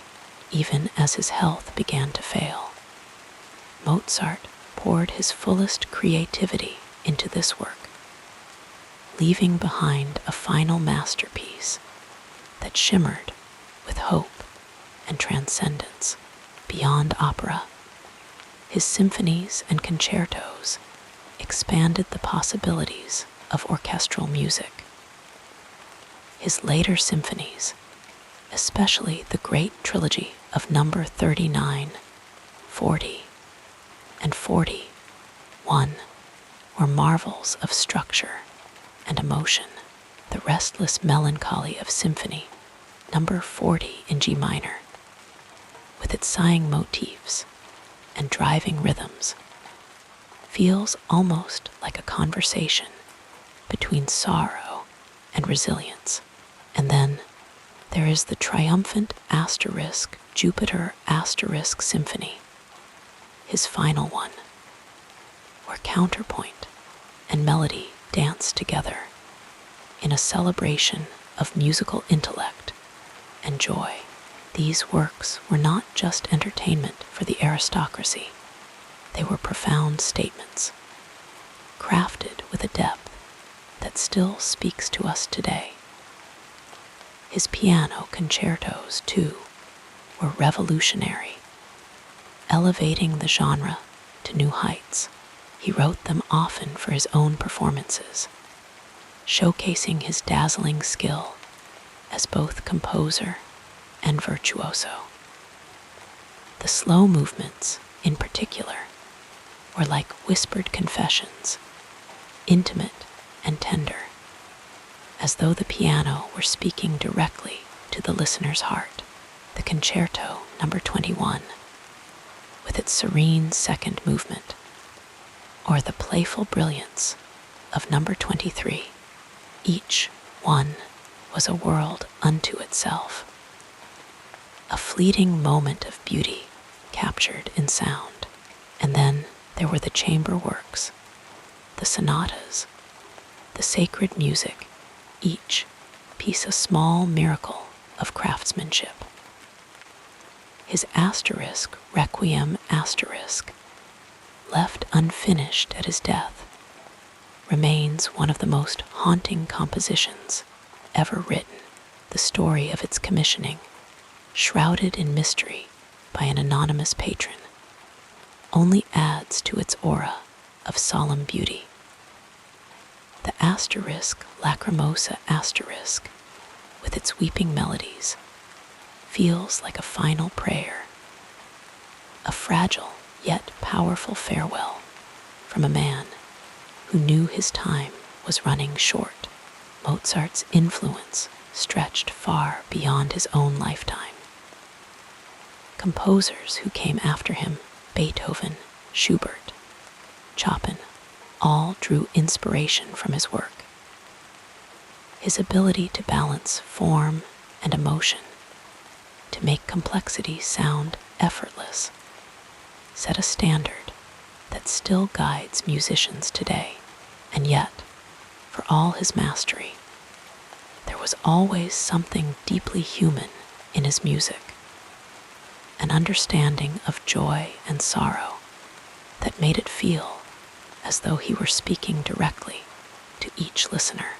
As we listen now, in the quiet hush of night, we can almost see him again, bent over his desk, the candlelight casting long shadows across the page. The world outside may have been turbulent, filled with the noise of life, but inside there was only the music, pure, perfect, and eternal. And as the final notes of a piano concerto drift softly into silence, we can let our eyes close, carried into sleep by the gentle certainty that beauty like this will never fade. As your breathing becomes more regular, let us continue with the next chapter of our biography. The life of Wolfgang Amadeus Mozart was a tapestry woven with moments of brilliance, struggle, and destiny. Each turning point, each decision, shaped not just his path, but the very fabric of music itself. Imagine, for a moment, the young prodigy at the age of 6, standing before the grandeur of European courts, his small fingers dancing across the harpsichord keys. His father, Leopold, had recognized his gift early and made the pivotal choice to showcase him to the world. This decision set the course for a life of travel, performance, and relentless creativity. Had Leopold kept his son at home, sheltered from the demands of fame, would Mozart's genius have flourished in the same way, or would the world have been deprived of the melodies that now feel as natural as breathing? One of the most profound crossroads came in 1777, when Mozart, now a young man, grew restless under the constraints of his position in Salzburg. The Archbishop Collordo, his employer, treated him as little more than a servant, stifling his ambitions. With a quiet but unshakable resolve, Mozart made the bold choice to leave, to step into the unknown as a freelance musician. It was a risk, one that carried no promise of stability, but it was also an act of defiance in the name of artistic freedom.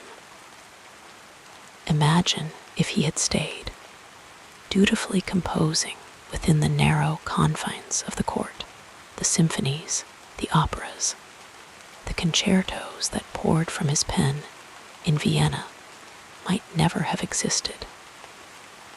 The world would have missed the exuberant joy of the marriage of Figaro asterisk, the haunting depth of Don Giovanni asterisk.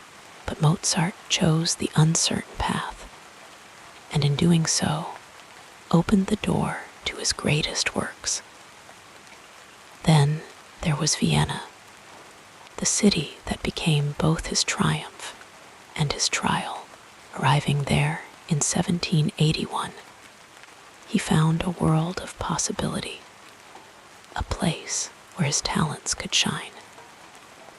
He married Constanze Weber against his father's wishes, another decision that altered the course of his life.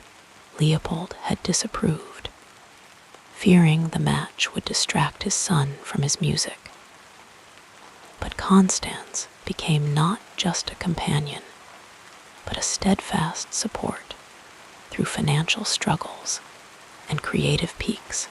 Had Mozart bowed to his father's pressure? Would he have found the same solace in solitude? Or was it the love and chaos of family life that gave his music its warmth, its humanity? The years in Vienna were marked by dizzying highs and crushing lows. There was the success of The Abduction from the Seraglio asterisk, which cemented his reputation as a composer of opera. There were the piano concertos, written for his own performances, where he seemed to converse with the audience through the keys. But there were also the debts, the constant scramble for patrons, the gnawing anxiety of providing for his family. In 1787, he was appointed Imperial Chamber Composer, a position that offered some security but little creative freedom. He accepted it out of necessity. Yet one wonders, had fortune been kinder, had the public's tastes not shifted, might he have continued to write purely from inspiration, unbounded by obligation? And then, in the final year of his life, came the mysterious commission for the Asterisk Requiem. A stranger, dressed in gray, arrived with an offer to compose a mass for the dead. Mozart, already ill and weary, accepted, though the task seemed to weigh heavily on him. Some say he believed he was writing his own funeral music. The Asterisk Requiem remained unfinished, its pages a fragile testament to a life cut short. Had he refused the commission, would he have lived longer, perhaps composing more of the radiant works that defined his earlier years? Or was this final masterpiece, shrouded in shadow, the inevitable conclusion of a soul that had poured itself so completely into music?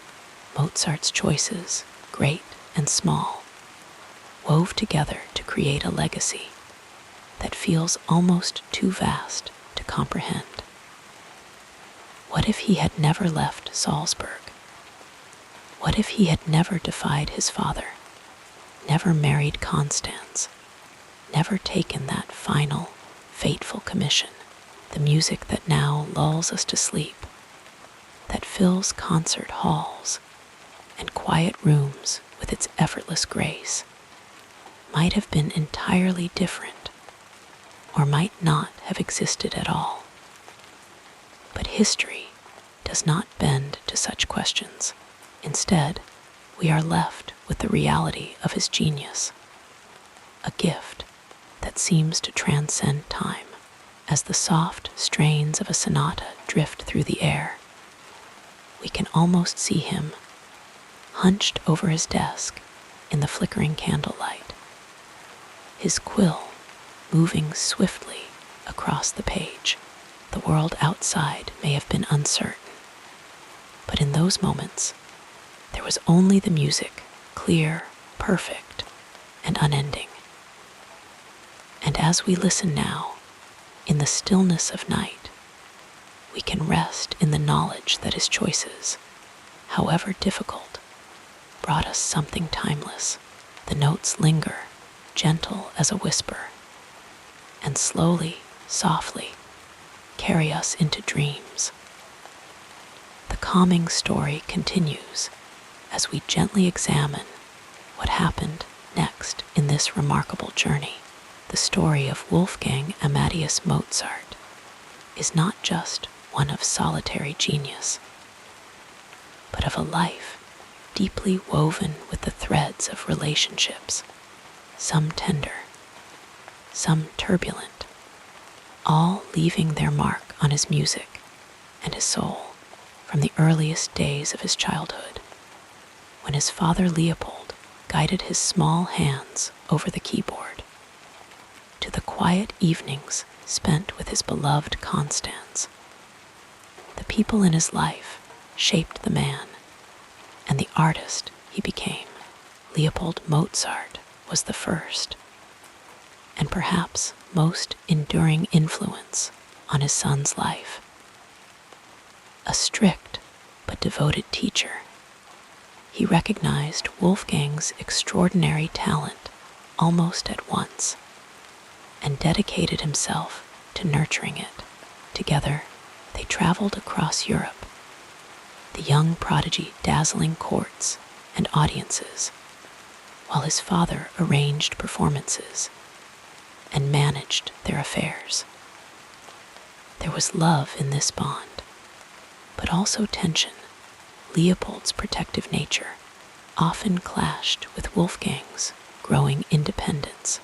Letters between them reveal moments of warmth, with fatherly advice and shared pride, but also sharp disagreements when Wolfgang began to defy his expectations, when he chose to leave Salzburg, breaking free from the constraints of his hometown and the archbishop's employ. Leopold's disapproval was a shadow over his heart. Yet, even in their conflicts, the music remained their common language, and in quieter moments, one can imagine them playing duets together, the notes bridging the silence between them. Then there was Nannerl, his older sister, a gifted musician in her own right. As children, they were inseparable, performing side by side in palaces and concert halls. She adored her little brother, and he looked up to her with playful admiration. But as Wolfgang's star rose, Nannerl's own musical ambitions were quietly set aside, as was the custom for women of their time. Though their paths diverged, she married and settled into domestic life. While he pursued his career, their affection never truly faded. In letters, they shared news, jokes, and the occasional complaint about their father's sternness. It is touching to think of them, years later, reminiscing about their childhood travels, the music they once made together still echoing faintly in their memories. Love, too, played a profound role in Mozart's life. His heart was impulsive and passionate, leading him into youthful infatuations, and eventually a deep and abiding devotion to Constanze Weber. Their courtship was not without drama. His father disapproved, fearing the Weber family's reputation for financial instability, and Wolfgang himself had once been smitten with Constanze's elder sister, Aloysia. But Constanze, with her gentle spirit and unwavering support, became his anchor. Their marriage was far from perfect. Money troubles followed them, and there were moments of frustration and misunderstanding. But their bond was one of true companionship. She nursed him through illnesses, managed their household as best she could, and even helped him by copying out his compositions when deadlines loomed. And in return, he wrote music for her, tender arias and playful melodies that seemed to capture the lightness of her presence in his life. When she sang, his eyes would shine with pride, and in those moments, the struggles of their daily life melted away. Friendship, too, was a refuge for Mozart. Among his closest companions was Joseph Haydn, the elder composer who recognized Wolfgang's brilliance without envy. Their mutual admiration was a rare and beautiful thing in the competitive world of music. They would play chamber music together, losing themselves in the joy of creation. And in those hours, it was not maestro and prodigy, but simply two kindred spirits sharing their love of sound. But not all relationships were so harmonious. His partnership with the librettist Lorenzo de Pont, though artistically fruitful, was tinged with the pressures of their craft. Together, they created masterpieces like The Marriage of Figaro and Don Giovanni, works that sparkled with wit and humanity. But the theater was a demanding world, full of last-minute changes and temperamental performers. There were surely moments when frustration flared, when deadlines loomed too close and inspiration seemed just out of reach. Yet somehow, in the midst of it all, they produced magic scenes that made audiences laugh and weep. Music that breathed life into characters as vivid today as they were then, even in his final days, as he labored over the asterisk Requiem asterisk. It was the presence of others that both sustained and haunted him. His student France, Xaver Süssmayr, assisted him, taking dictation when Mozart was too weak to write, a quiet witness to the fading light of his master's genius. And then there was the mysterious stranger who commissioned the work, a figure cloaked in gray, whose appearance seemed to herald the approaching end.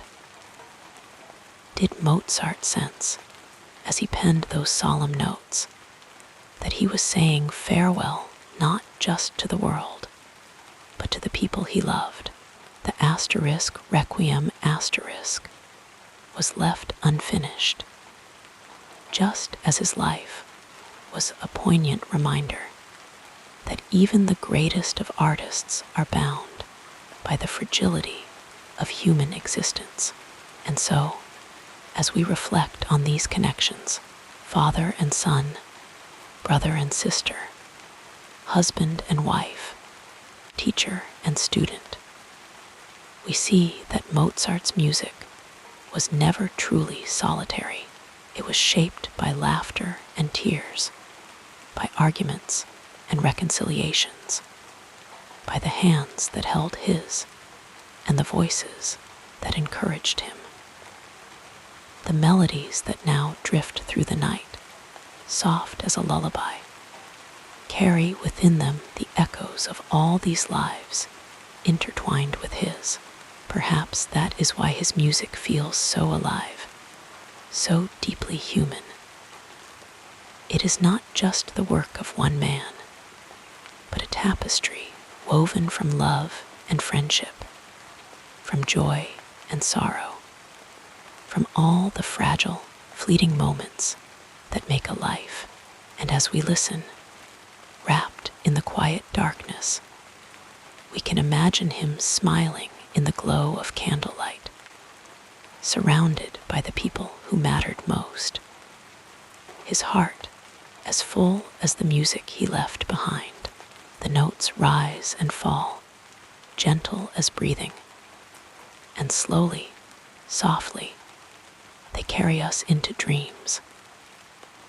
Allow yourself to sink deeper into comfort as we explore the next phase of this soothing biography. Though Mozart's life was filled with the grand stages of Europe, the glittering courts of emperors, and the echoing halls where his music first came to life, it was in the quiet moments between performances that his true self could be found, away from the harpsichord and the ink-stained manuscripts. He was simply Wolfgang, a man who cherished laughter, adored his family, and found joy in the smallest of pleasures. His days were not always spent in solemn composition, but often in lively conversation, in games with friends, or in the warm embrace of those he loved. Mornings, for Mozart, often began late, for he was a creature of the night, preferring to write and socialize long after the candles had burned low. He would rise with the sun already high, stretching in the soft light, filtering through the curtains, before sitting down to a simple breakfast, perhaps a roll with butter, a cup of coffee sweetened just so. He was particular about his coffee, insisting it be strong and freshly brewed, a small indulgence in a life that demanded so much of his genius. Then, if the muse was with him, he would sit at his writing desk, quill in hand, letting the music flow onto the page as effortlessly as birdsong. But if inspiration was slow to come, he might instead turn to letters, pouring out his thoughts to friends and family in words as lively and expressive as his compositions. His correspondence reveals a man of deep affection, one who wrote with playful teasing to his sister Nannerl, with tender concern to his father Leopold, and with unrestrained devotion to his wife Constance. To Constance, especially, his letters were filled with warmth, sometimes scribbled in haste between rehearsals, other times carefully composed like little love sonnets of their own. He called her his dearest little wife, his only treasure, and in those words we hear not the great composer, but a man deeply in love. Their marriage, though tested by financial struggles and frequent separations, was built on a foundation of mutual adoration. Constance understood his restless spirit, his need to create, and in return, he cherished her steadfast presence. The way she could make even their cramped apartments feel like home. Home for Mozart was wherever music and love intertwined. He adored hosting gatherings, filling his rooms with friends, musicians, and the rich harmonies of impromptu concerts. These were not the stiff, formal affairs of the aristocracy, but joyful, raucous evenings where laughter mingled with melody. He would sit at the piano, improvising with a mischievous grin, delighting in the way his fingers could conjure both beauty and humor. He loved to play musical games, challenging his guests to compose on the spot, or inventing silly variations on popular tunes. In those moments, he was not a genius to be revered, but a friend to be cherished, his laughter as bright as the trills in his music.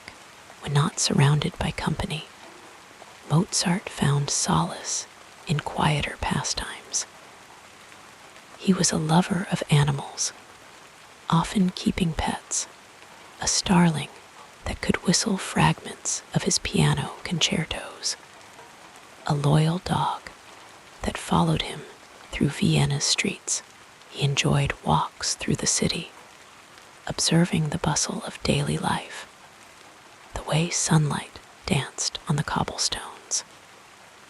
And though his mind was always humming with music, he also had a fondness for billiards, a game he played with the same enthusiasm he brought to everything, relishing the click of ivory balls, the friendly competition with companions. Beneath the vivacity, however, lay a man deeply attuned to the world's beauty, and its sorrows. He believed music was not just an art, but a reflection of the soul, a way to speak the unspeakable. In his quieter moments, he would ponder the mysteries of life and death, the fleeting nature of time. These thoughts found their way into his compositions, not as heavy burdens, but as gentle acknowledgments that joy and sadness were two sides of the same coin. Even in his lighter works, there is a depth, a sense that he understood the human heart in all its complexity. And though his life was cut short, the love he shared with those around him never faded. In his final days, as he worked on the Requiem Asterisk, it was not fame or legacy that occupied his thoughts, but the people who had walked beside him. His father, whose stern guidance had shaped him, his sister, whose own musical gifts had once harmonized with his wife, whose hands he held as the light grew dim. Even his children, though young, carried his spirit forward, a living echo of his joy. As the last notes of his life drifted into silence, what remained was not just the music, but the love that had inspired it.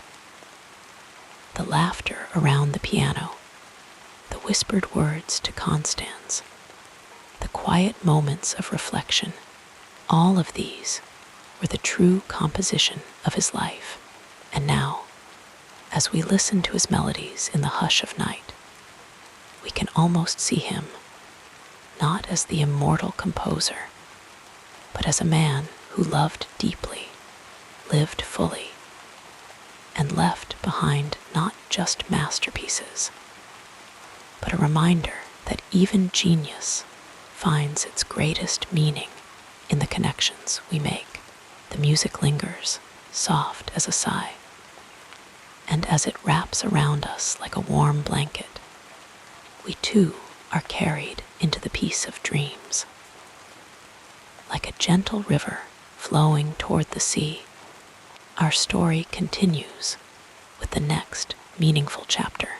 Wolfgang Amadeus Mozart's days unfolded like the movements of his own compositions, sometimes lively and spirited, other times quiet and introspective, but always with a rhythm that suited the needs of his boundless creativity. From childhood to his final years, his routines shifted with the seasons of his life. Yet certain constants remained: music, family, and the simple pleasures that filled the spaces between his work. As a young boy, his mornings often began early, with the soft light of dawn creeping through the windows of his family's modest home in Salzburg. His father, Leopold, was a disciplined man, and he instilled in his son the importance of structure. Wolfgang would rise, sometimes reluctantly, rubbing sleep from his eyes before washing his face in cool water. Breakfast was simple, fresh bread, perhaps a little butter, and a warm drink to chase away the morning chill. Even then, his mind was already humming with melodies, and it wasn't long before his fingers found their way to the clavier, where he would practice scales or improvise new tunes while the household stirred to life. Lessons with his father were rigorous, but never joyless. Leopold knew his son's talent was extraordinary, and though he demanded precision, he also encouraged playfulness. The boy would compose little pieces between exercises, his hands dancing across the keys as if they had a life of their own. By midday, the family might gather for a meal: soup, meat, vegetables from the garden. Before Wolfgang and his sister Nannerl were allowed time to themselves, they would play games, chase each other through the house, or, if the weather was fine, venture outside to breathe in the crisp alpine air. Evenings were often filled with music. Friends and patrons would visit, and the Mozart children would perform, their voices and instruments weaving together in effortless harmony. There was laughter, applause, and sometimes a late supper of cold meats and cheese before the household settled into quiet. Wolfgang, though young, was often the last to sleep. His mind too alive with ideas to rest, he would scribble notes by candlelight, humming to himself until his eyelids grew heavy and the flame flickered low. As he grew older, his routines changed, but the essence of his days remained the same. Music was the thread that tied everything together. In Vienna, where he spent much of his adulthood, mornings came later. He was not an early riser by nature, preferring to work late into the night when the world was still and his thoughts flowed freely. He would wake to the sounds of the city stirring, carriages rattling over cobblestones, vendors calling out their wares, and linger in bed for a while, letting the melodies of his dreams drift into wakefulness. When he finally rose, he would dress carefully, favoring bright colors and fine fabrics, a reflection of his lively spirit. Breakfast was a casual affair: coffee, always coffee, strong and sweet, with a pastry or two to satisfy his sweet tooth. Then he would sit at his writing desk, a sturdy wooden table scattered with sheets of music paper, inkwells, and quills. His workspace was rarely tidy.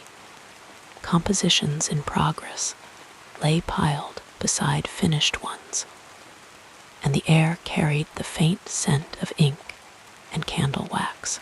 He worked quickly, his quill darting across the page as if guided by some unseen force.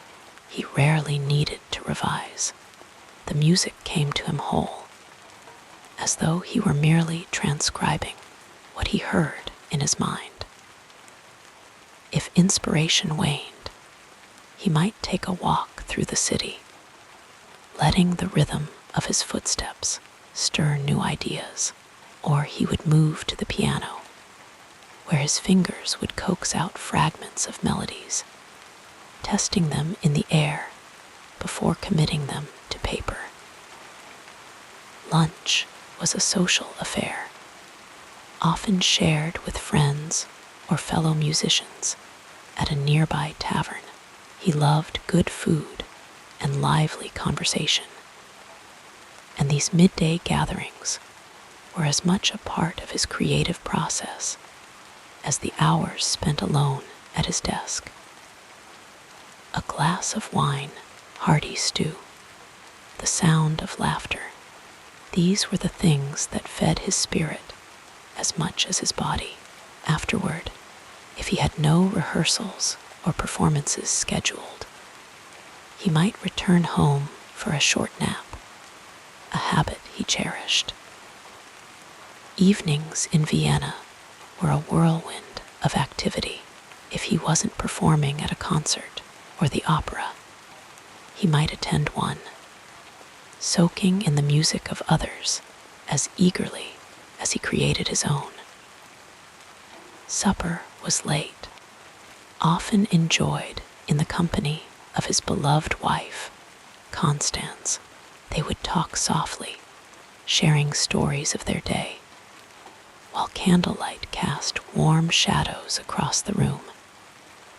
Sometimes, if the mood struck him, he would play for her little improvisations, tender and intimate, meant for her ears alone.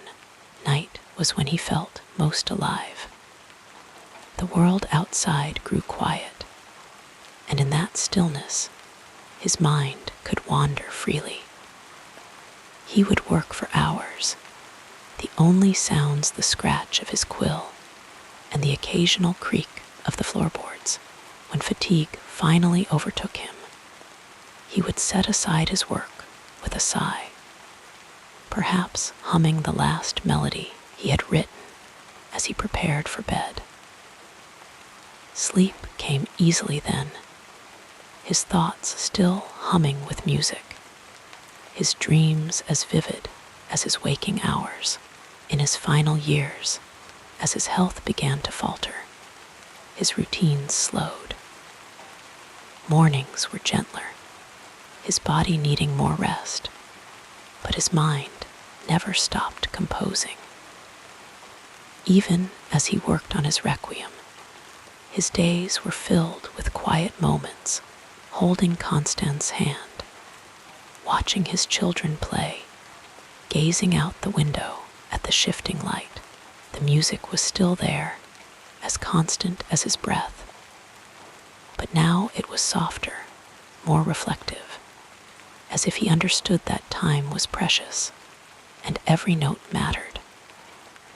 And so, as we imagine his days, we see not just the genius, but the man, the one who loved coffee and laughter, who worked in bursts of inspiration and rested in the warmth of his family.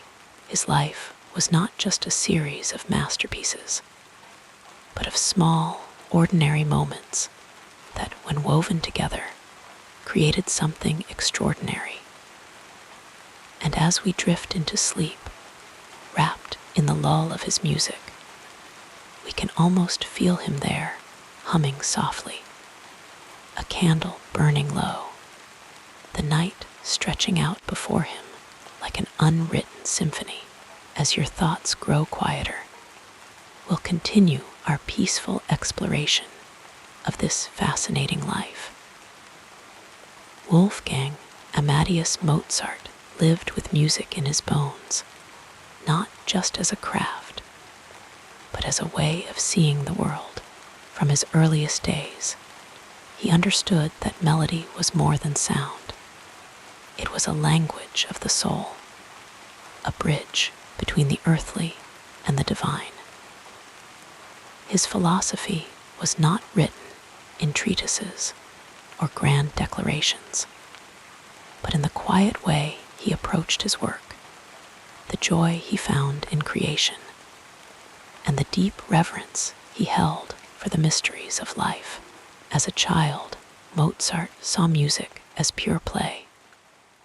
He would sit at the clavier, small fingers dancing across the keys, laughing as he improvised little tunes.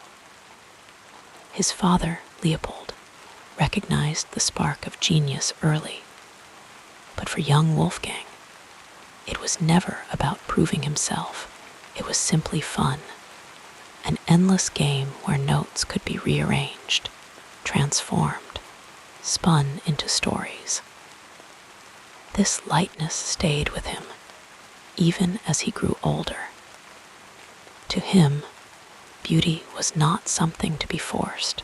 It was to be discovered, like sunlight filtering through leaves. But beneath that playful exterior was a mind that grappled with deeper questions. Mozart believed music was a divine gift, one that carried echoes of a higher harmony. He did not see himself as the sole creator of his works, but as a vessel through which something greater flowed. I pay no attention whatever to anybody's praise or blame, he wrote. This was not arrogance, but humility, an acknowledgement that inspiration came from beyond himself. Late at night, when the world was still, he would sometimes pause, pen hovering over the page, as if listening to whispers only he could hear. His faith was not rigid or dogmatic, but deeply personal. Though he composed masses and sacred works, his spirituality was woven into daily life. He saw God not only in cathedrals, but in the laughter of friends, the warmth of a shared meal, the way a melody could lift the heart. When his mother died during their travels in Paris, he did not turn away from sorrow. Instead, he let it seep into his music, transforming grief into something luminous. Even in his darkest hours, he trusted that beauty could emerge from pain. Mozart's relationships revealed much about his values. He adored his wife, Constance, not for her status or connections, but for her spirit. Their letters were filled with teasing, tenderness, and the kind of love that thrives in small moments, a shared joke, a quiet evening at home. He once wrote to her, "I kiss you millions of times," a simple phrase that held oceans of affection. His friendships, too, were marked by loyalty and warmth. He treasured camaraderie, whether composing silly canons with fellow musicians or raising a glass in the tavern, laughing until his sides ached. To him, joy was meant to be shared. In his work, Mozart followed no strict rules, but those of his own intuition. He respected tradition, but refused to be bound by it. When critics accused his music of being too complex, too daring, he simply smiled and kept writing. He understood that true artistry lay in balance between discipline and freedom, between structure and spontaneity.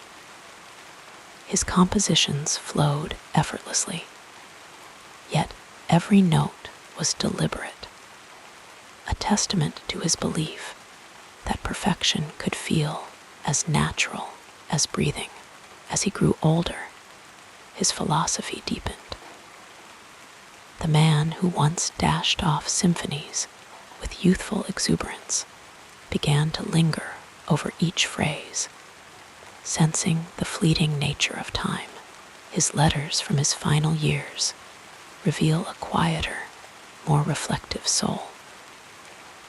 I thank my God for graciously granting me the opportunity of learning that death is the key which unlocks the door to our true happiness, he wrote, even as he worked on his requiem, a peace shadowed by mortality. He did not despair. Instead, he poured into it all he had learned about life, about love, about the fragile, fleeting beauty of existence. Mozart's worldview was not one of grand theories, but of lived experience. He believed in kindness, in humor, in the sacredness of the ordinary. He cherished his family, relished good food, and adored his pet starling, who could whistle the tune from his piano Concerto No. 17. He found wonder in the smallest things, the way light played on a glass of wine, the sound of rain against the window, the hush of Vienna's streets at night. To him, these were not distractions from his art, but part of its very essence. And so, as we think of Mozart now, we see a man who lived fully, who embraced both the sublime and the silly, who understood that music was not separate from life, but its very heartbeat. His legacy is not just in the notes he left behind, but in the way he reminds us to listen to the world, to each other, to the quiet voice within. As sleep draws near, and the melodies of his serenades drift through the air like distant stars, we can almost hear him whispering, "Life is short, but it is sweet." And in that sweetness, there is music, with each breath becoming slower and deeper. Let us turn to another aspect of this soothing story. Yet, for all the sweetness, Mozart's life was not without its bitter notes. Even the brightest stars must pass through shadows, and his path, though luminous, was often strewn with hardships. From childhood, he bore the weight of expectation, his extraordinary talent both a gift and a burden. As a boy, he dazzled courts across Europe, his small fingers dancing across the keyboard, his compositions astonishing kings and queens. But behind the applause lay exhaustion, the relentless travel, the pressure to perform. His father, Leopold, a devoted but exacting man, pushed him tirelessly, knowing the world would not wait for genius to mature. When Mozart was still young, illness often interrupted his tour. The roads of 18th century Europe were rough, the winters harsh, and the boy's delicate constitution suffered. There were fevers, bouts of weakness, long recoveries in strange beds far from home. Yet even in sickness, his mind hummed with music. He would compose in his head, humming melodies to himself, turning suffering into song. Later in life, he would joke that some of his best ideas came to him while confined to bed, as if the stillness forced upon him by illness opened a door to deeper creativity. As he grew into a man, the challenges shifted. No longer a prodigy to be paraded before royalty, he had to forge his own way in a world that was often indifferent, even hostile. Vienna, the city of his dreams, was also a city of fierce rivalries and shifting tastes. Though he earned admiration, he also faced envy. Other composers whispered against him. Patrons were fickle, and the public's favor could turn like the wind. There were times when his operas were met with lukewarm reception, when commissions dried up, when money grew scarce. He wrote to friends of mounting debts, of pawning silver to pay the rent, of the gnawing uncertainty that haunted even the most brilliant minds. Yet Mozart rarely surrendered to despair. Instead, he adapted. When one door closed, he sought another. If the nobility grew distant, he turned to public concerts, playing for whoever would listen. When opera houses hesitated, he wrote piano concertos, chamber music, pieces that could be performed in salons and drawing rooms.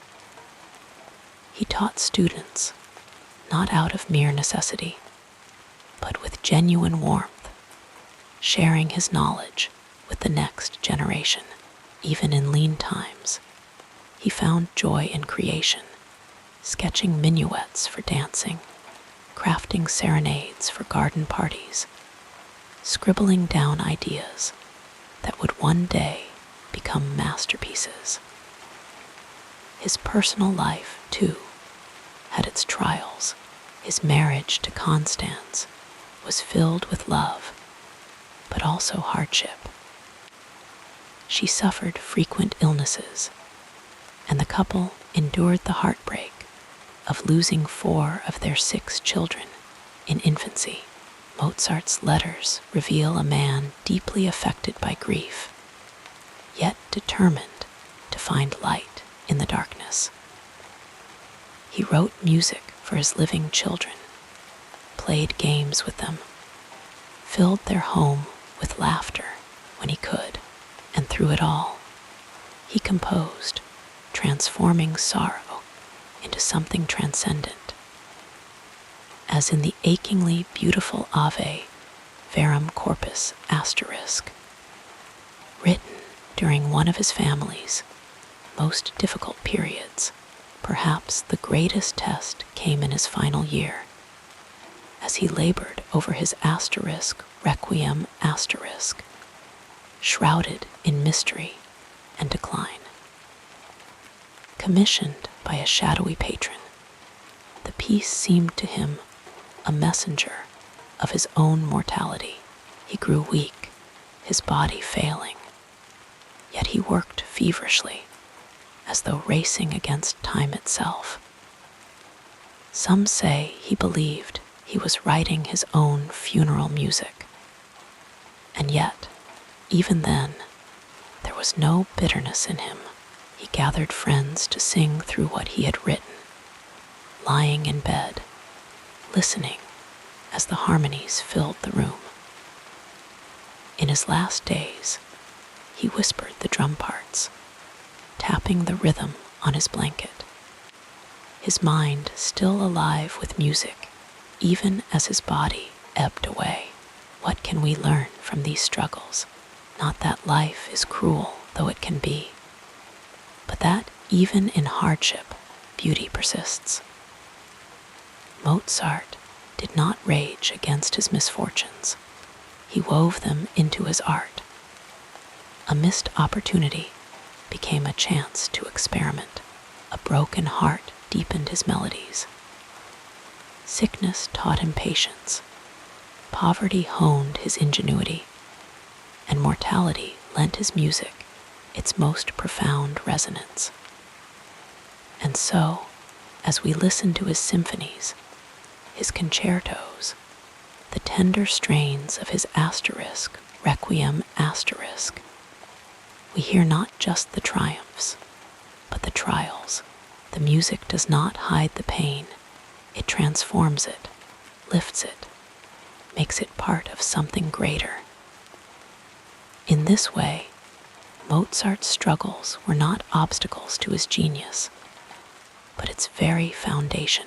They taught him that sorrow and joy are not opposites, but companions, that lightness is all the sweeter for having known the dark.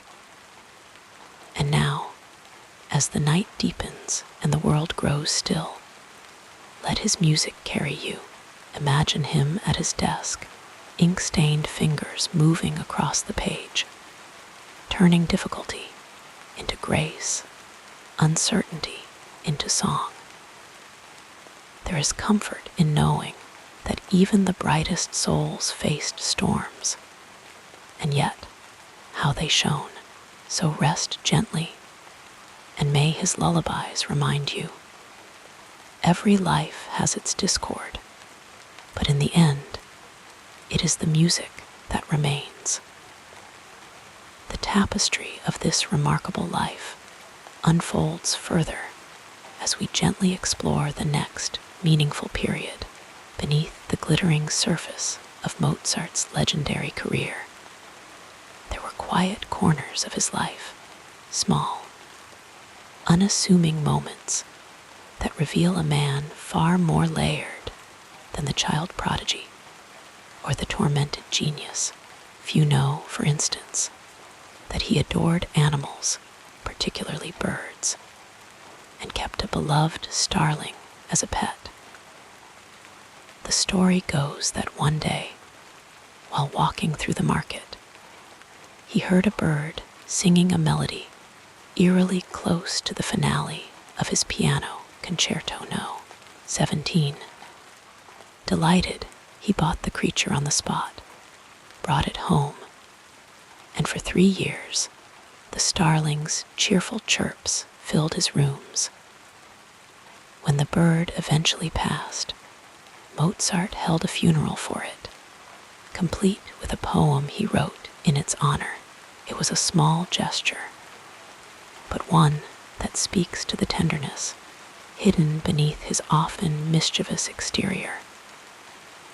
Then there was his love of games, not just the sophisticated pastimes of the aristocracy, but simple, childlike amusements.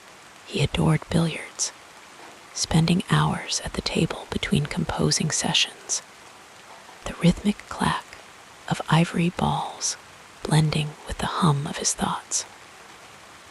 He loved wordplay, too, filling letters to his family with puns and nonsense rhymes, signing some with playful pseudonyms like Trasm.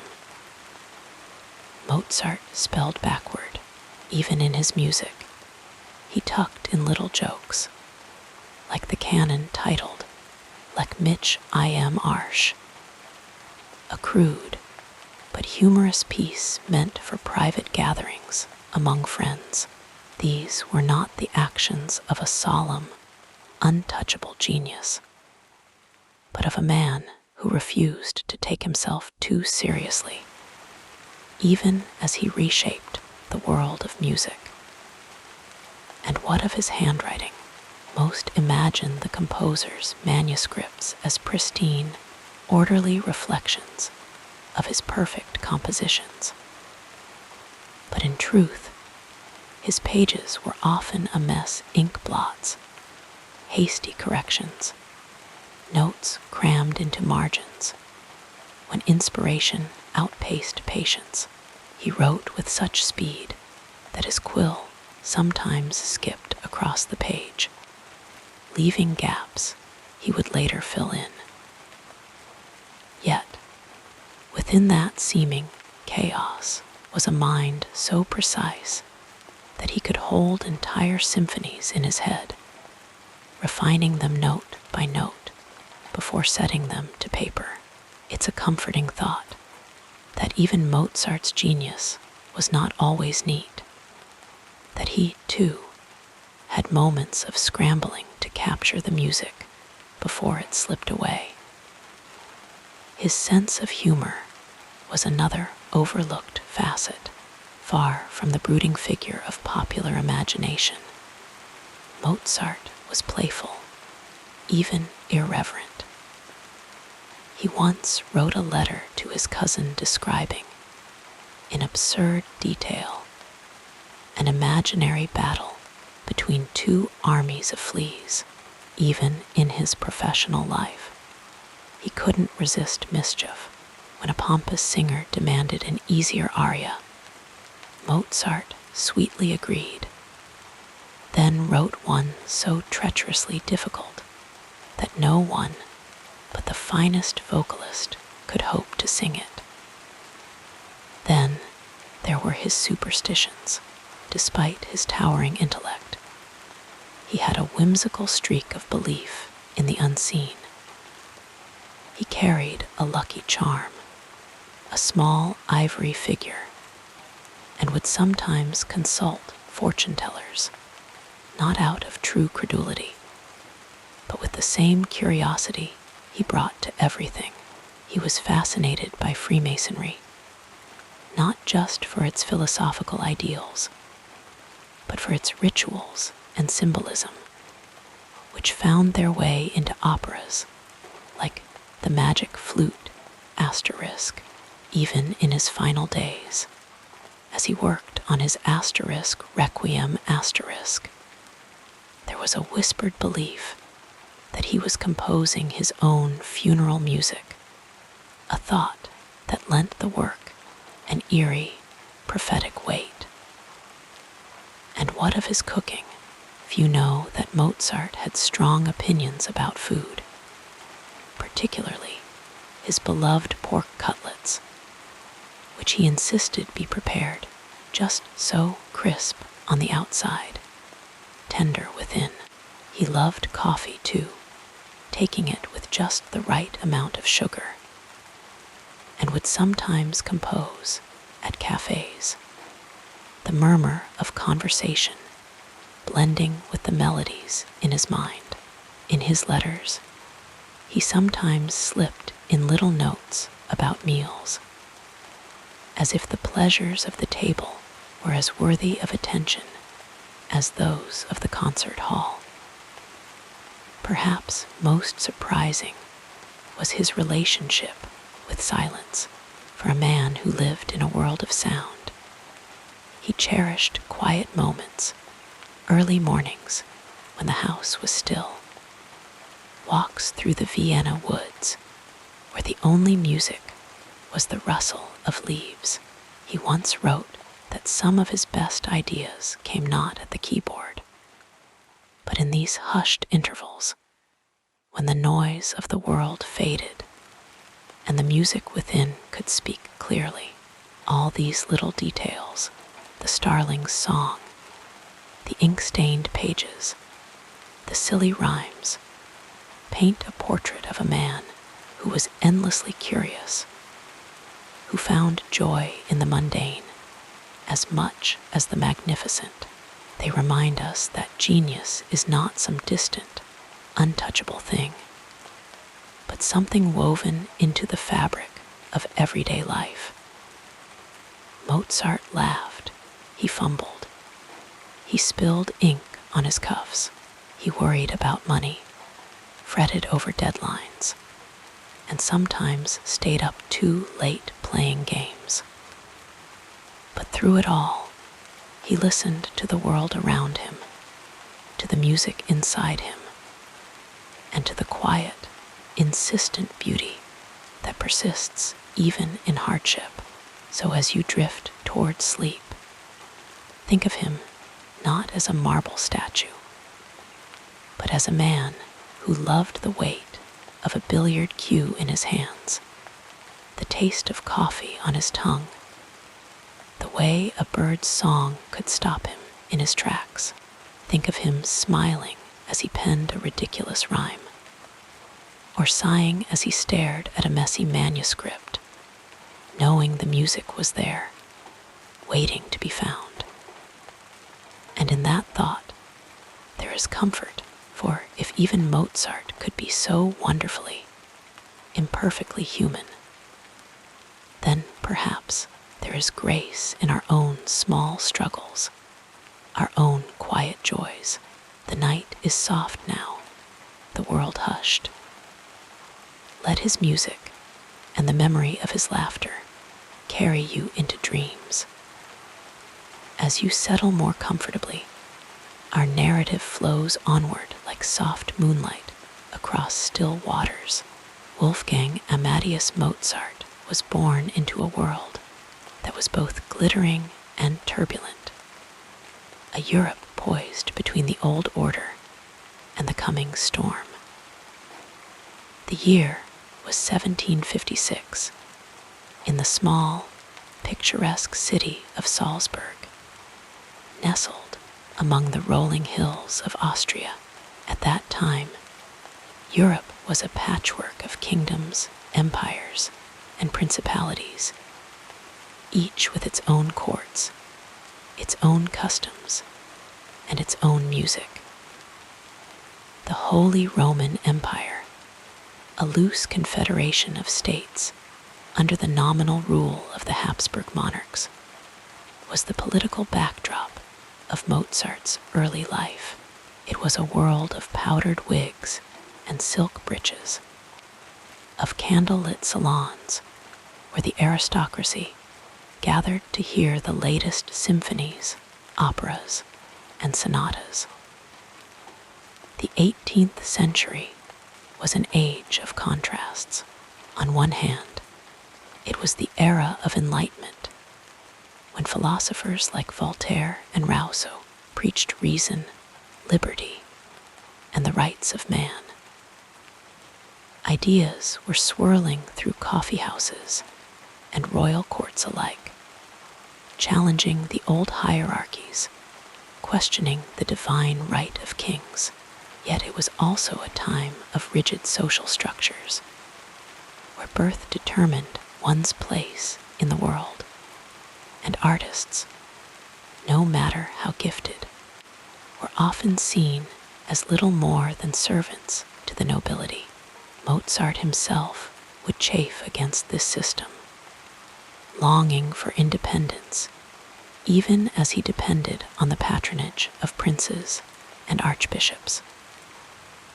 Music, in this world, was not just entertainment, but a vital part of political and social life. A grand opera could be as much a display of power as a military parade, and a well-composed symphony could enhance the prestige of a ruling family. Courts competed to have the finest musicians, the most lavish productions. It was into this world that the child prodigy Mozart emerged, his extraordinary talent recognized almost as soon as he could speak. His father, Leopold, a skilled violinist and composer himself, saw the potential in his son and dedicated himself to nurturing it. By the age of 5, Wolfgang was already composing little pieces. By 6, he was performing before emperors and empresses. The Mozart family's travels across Europe offer a window into the continent's cultural landscape. They journeyed to Munich, Vienna, Paris, London, and even Italy, where the young Wolfgang absorbed the musical styles of each region. In Italy, he encountered the bel canto operas with their flowing, lyrical melodies. In Paris, he heard the grandeur of French court music with its stately rhythms and elaborate ornamentation. In London, he met Johann Christian Bach, the youngest son of the great Johann Sebastian Bach, whose graceful, expressive style would leave a lasting impression on the boy. These voyages were not easy carriages jolting over rough roads, nights spent in drafty inns, the constant pressure to perform. But they shaped Mozart's musical voice, blending the disciplined craftsmanship of German counterpoint with the warmth and drama of Italian melody. As Mozart grew, so too did the world around him. The American Revolution was unfolding across the Atlantic, though its echoes would not reach him directly. Closer to home, the Habsburg Empress Maria Theresa ruled with a mix of pragmatism and piety, her reign marked by reforms and wars in equal measure. Her son, Joseph II, would later become one of Mozart's patrons, a ruler who fancied himself an enlightened monarch, lifting censorship, reducing the power of the church, and even commissioning operas in German rather than the traditional Italian, an innovation that Mozart would embrace in works like The Abduction from the Seraglio Asterisk. Yet for all the grand events unfolding in courts and battlefields, daily life in Mozart's time moved at a slower, more intimate pace. Streets were lit by flickering oil lamps, news traveled by horseback, and the changing seasons dictated the rhythms of work and leisure. Winters were long and harsh, the cold seeping into stone-walled houses, while summers brought the scent of blooming linden trees and the sound of outdoor concerts in Vienna's gardens. It was a world where music was woven into the fabric of existence, not just in concert halls, but in churches, taverns, and private homes.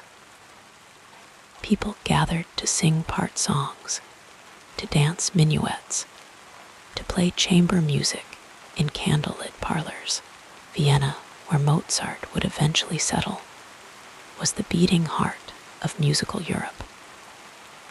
A city of palaces and coffeehouses, of intrigue and artistry.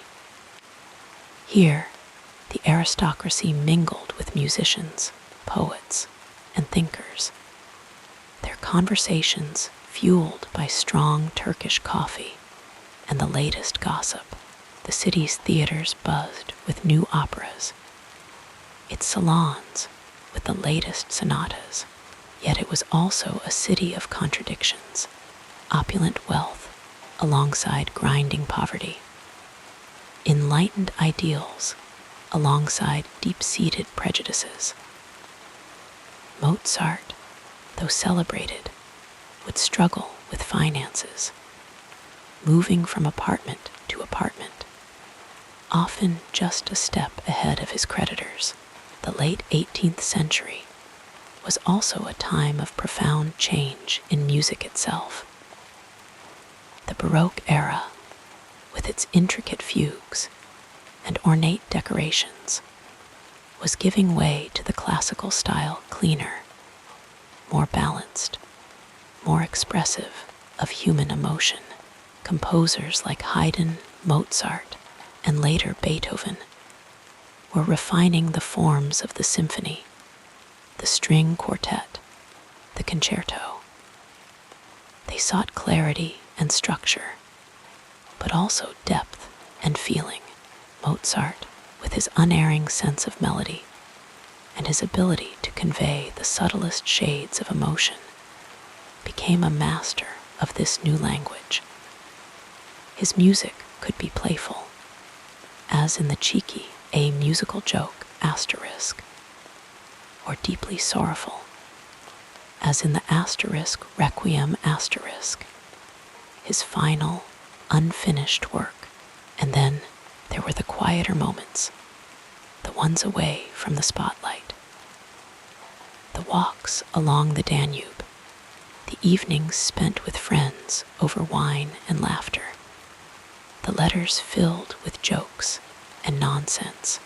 Mozart was a man who loved life in all its messy, vibrant detail. He adored his wife, Constance, even if their marriage was sometimes strained by money troubles. He reveled in games of billiards, in the company of his pet starling, in the simple pleasure of a well-brewed cup of coffee. He was, in many ways, a man of his time, caught between tradition and innovation, between servitude and independence, between the public's demands and his own restless creativity. As the 18th century drew to a close, the world was on the brink of upheaval. The French Revolution would soon erupt, toppling monarchies and reshaping societies. Mozart, who died in 1791, would not live to see it, though some have wondered how the revolutionary fervor might have influenced his later works. What remains is his music, timeless, universal, a bridge between the old world and the new. So as you drift toward sleep, imagine the glow of candlelight on a manuscript, the sound of a forte piano in a quiet room, the rustle of silk as an audience leans in to listen.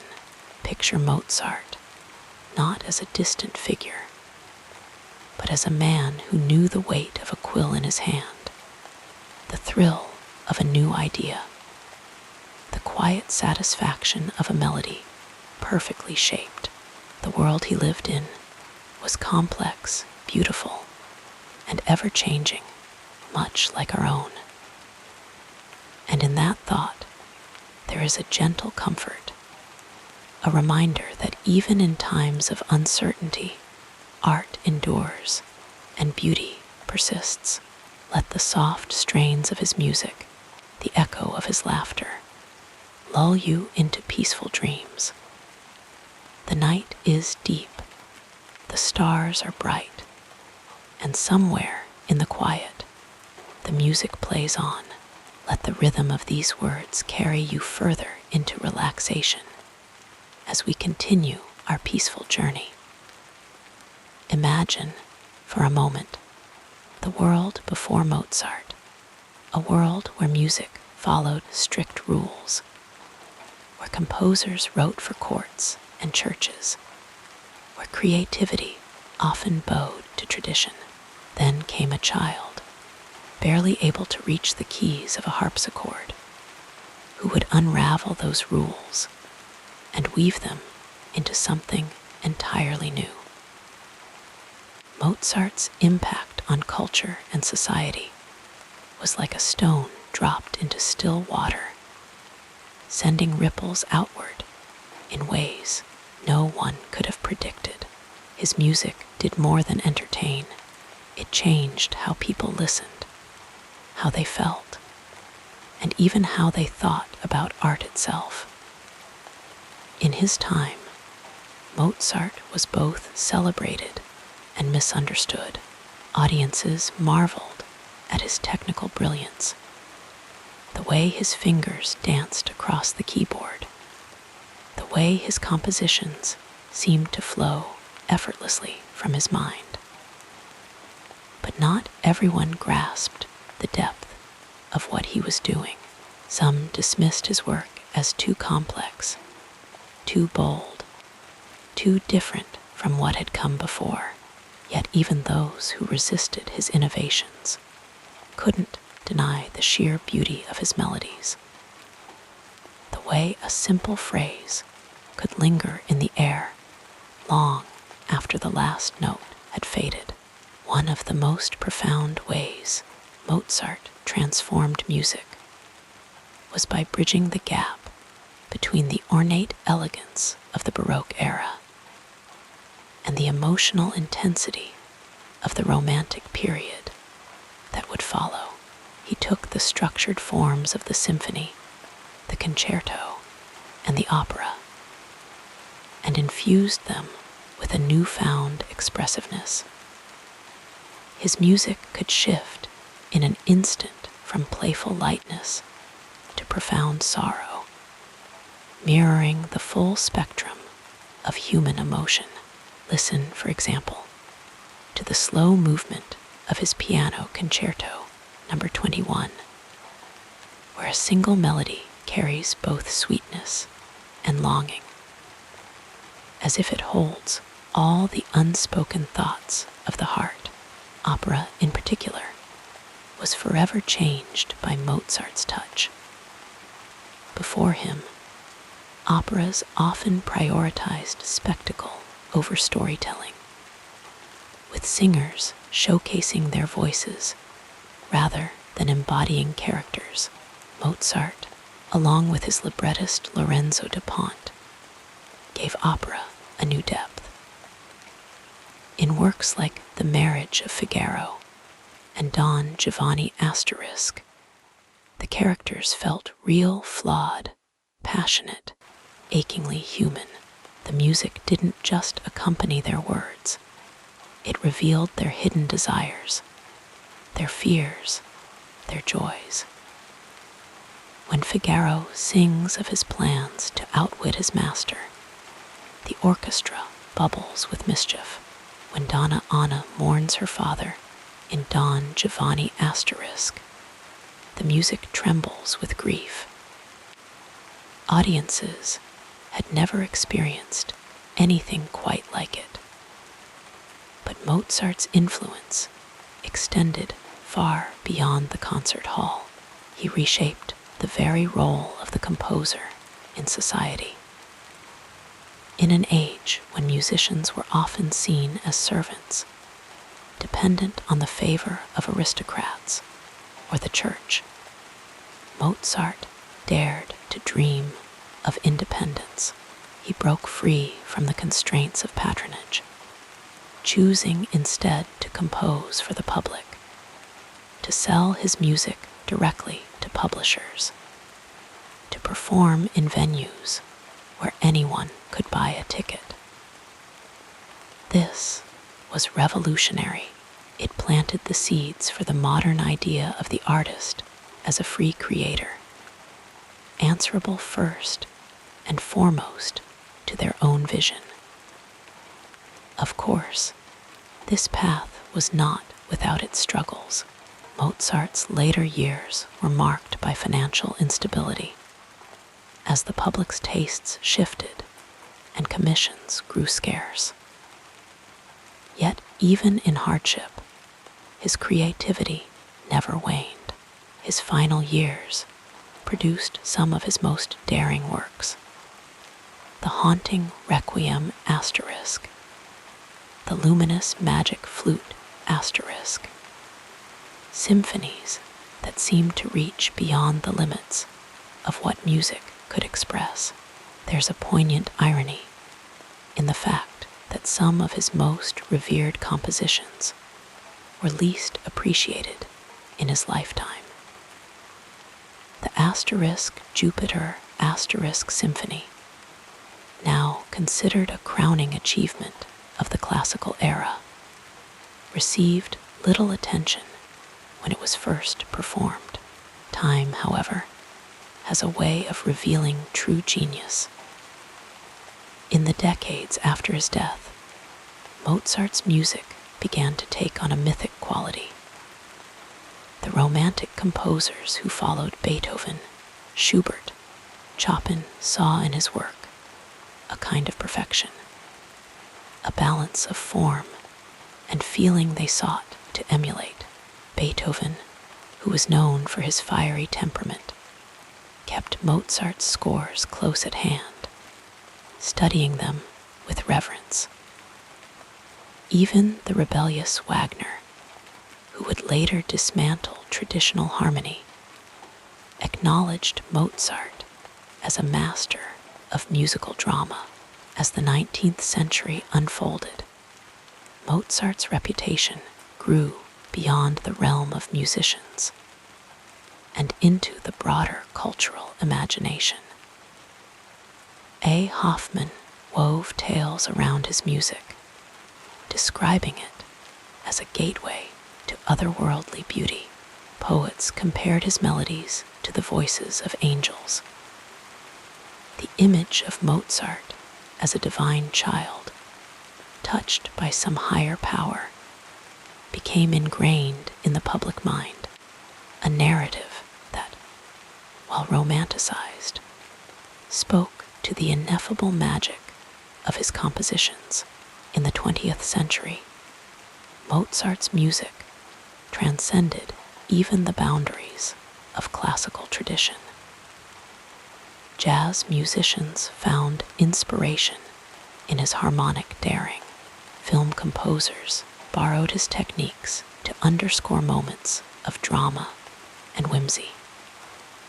His melodies appeared in cartoons, in advertisements, in the background of everyday life, proving that his work was not confined to any one era or audience.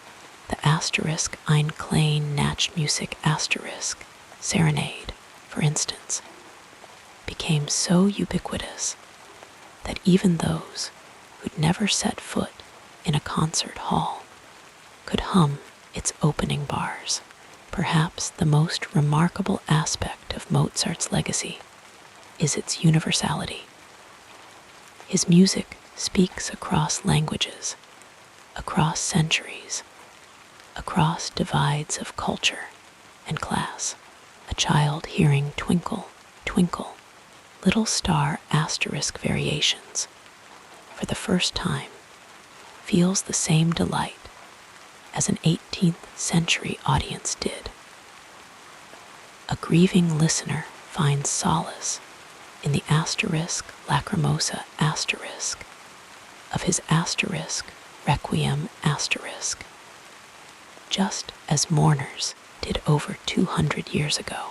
His operas, with their timeless themes of love, betrayal, and redemption, continue to be staged in every corner of the world. each production finding new layers of meaning in the notes he left behind. And then there are the quieter ways his presence lingers. The pianist practicing his sonatas in a sunlit room. The student analyzing his scores in search of hidden wisdom. The hum of a melody that surfaces unexpectedly in a moment of quiet reflection. Mozart's music has become part of the fabric of our lives, a soundtrack to both our grandest moments and our most intimate ones. So, as you drift toward sleep tonight, let the thought of Mozart's enduring legacy bring you comfort. His music is a reminder that beauty is not fleeting, that creativity outlives its creator, that the notes he penned so long ago still vibrate in the air around us. The world may change, societies may rise and fall, but the quiet power of a melody, perfectly crafted, remains. Close your eyes and let the echoes of his genius carry you into dreams. The night is soft, the stars are watching, and somewhere, always, Mozart's music plays on. With the gentleness of falling snow, we transition now to another meaningful chapter in this life story. Imagine, if you will, a small boy with bright, curious eyes, seated at a harpsichord, his tiny feet barely reaching the pedals. This was Wolfgang Amadeus Mozart at the age of 3, already enchanted by the sound of music, already reaching for the keys as if they were an extension of his own hands. His father, Leopold, a skilled musician himself, soon noticed something extraordinary. His son could reproduce melodies after hearing them only once. And by the age of 5, he was composing his own little pieces. One day, Leopold walked into the room to find young Wolfgang scribbling notes on paper, his face serious with concentration. When asked what he was doing, the boy replied simply, "Writing a concerto for the clavier," and indeed it was. As a child prodigy, Mozart and his sister Nannerl toured Europe, performing for kings and queens, their talent leaving audiences breathless. But behind the glittering performances, there were moments of pure, childish joy. Once, while playing for Empress Maria Theresa in Vienna, little Wolfgang slipped on the polished palace floor and fell. The young Archduchess Marie Antoinette, herself just a child, hurried to help him up. And in return, Mozart, with the earnestness of a 6-year-old, promptly proposed marriage to her. The Empress laughed, the courtiers smiled, and the moment became one of those sweet, fleeting memories that remind us that even geniuses were once children, full of whimsy and wonder. Mozart's playful nature never left him, even as he grew older. He adored games, particularly billiards, and would often compose while playing. The rhythmic click of the balls blending with the music in his mind. His sense of humor was mischievous, sometimes even irreverent. Once, during a rehearsal for his opera, The Abduction from the Seraglio Asterisk, the singers complained that their parts were too difficult. He was also deeply fond of animals, especially his pet starling, a clever little bird that could whistle the opening theme of his piano concerto number 17, in G major. Mozart bought the starling after hearing it sing the melody in a shop, delighted that the creature had memorized his music. When the bird died 3 years later, he gave it a proper funeral, complete with a poem he wrote in its honor. It was a small, tender gesture, a reminder that beneath his brilliance, Mozart had a heart full of warmth and affection. Despite his fame, Mozart's life was not without struggle. He chafed under the restrictions of working for a patron, longing for the freedom to create as he wished. When he finally broke away from the Archbishop of Salzburg, it was with a mixture of defiance and relief. Legend has it that the Archbishop's steward, angry at Mozart's insolence, kicked him out the door, literally. It was the beginning of his life as an independent artist, a path fraught with financial uncertainty, but rich in creative liberty. In Vienna, Mozart found both triumph and tribulation. He married Constanze Weber, a woman of great spirit and resilience, and though their life together was often chaotic, marked by debts, illnesses, and the loss of 4 of their 6 children, their love was a constant. Constanze once recalled how Mozart would wake her in the middle of the night to share a musical idea, humming a new melody that had come to him in a dream. She would listen, half asleep, murmuring her approval before drifting off again, while he rushed to his desk to capture the notes before they vanished like morning mist. One of the most poignant stories from Mozart's final years involves the mysterious commission for his Asterisk Requiem. A stranger in gray arrived at his door, offering payment for a funeral mass, but refusing to reveal the patron's name. Mozart, already ill and prone to superstition, became convinced he was writing the piece for his own death. On the day of his passing, December 5, 1791, he gathered his friends around his bed to sing parts of the Asterisk Requiem Asterisk, his voice fading as they reached the Asterisk Lacrimosa Asterisk. By nightfall, he was gone, leaving the world a little quieter, a little less bright.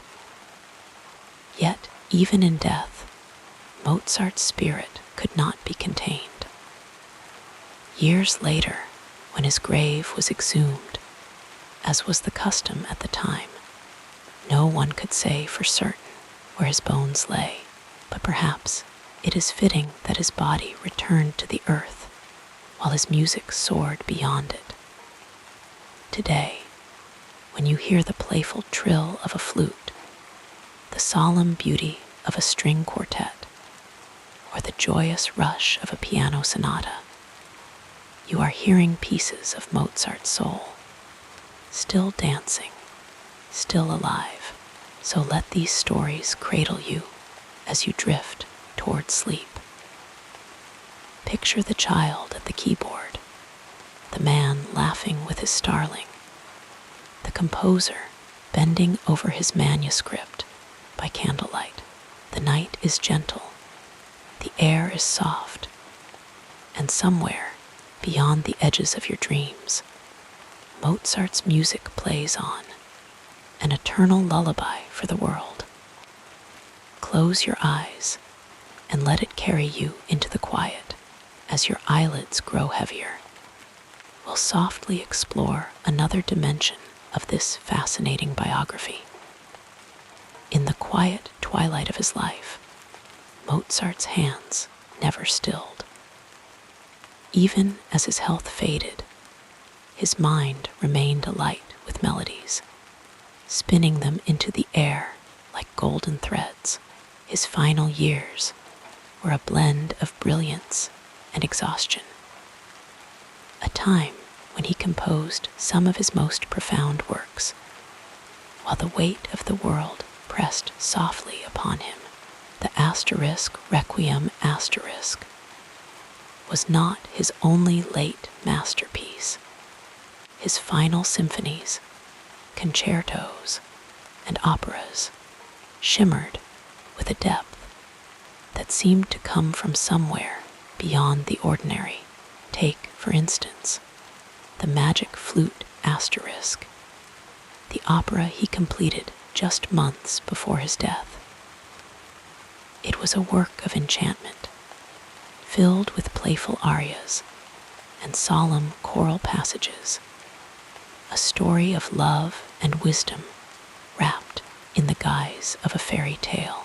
The music danced between lightness and gravity, as if Mozart knew he was balancing on the edge of something vast.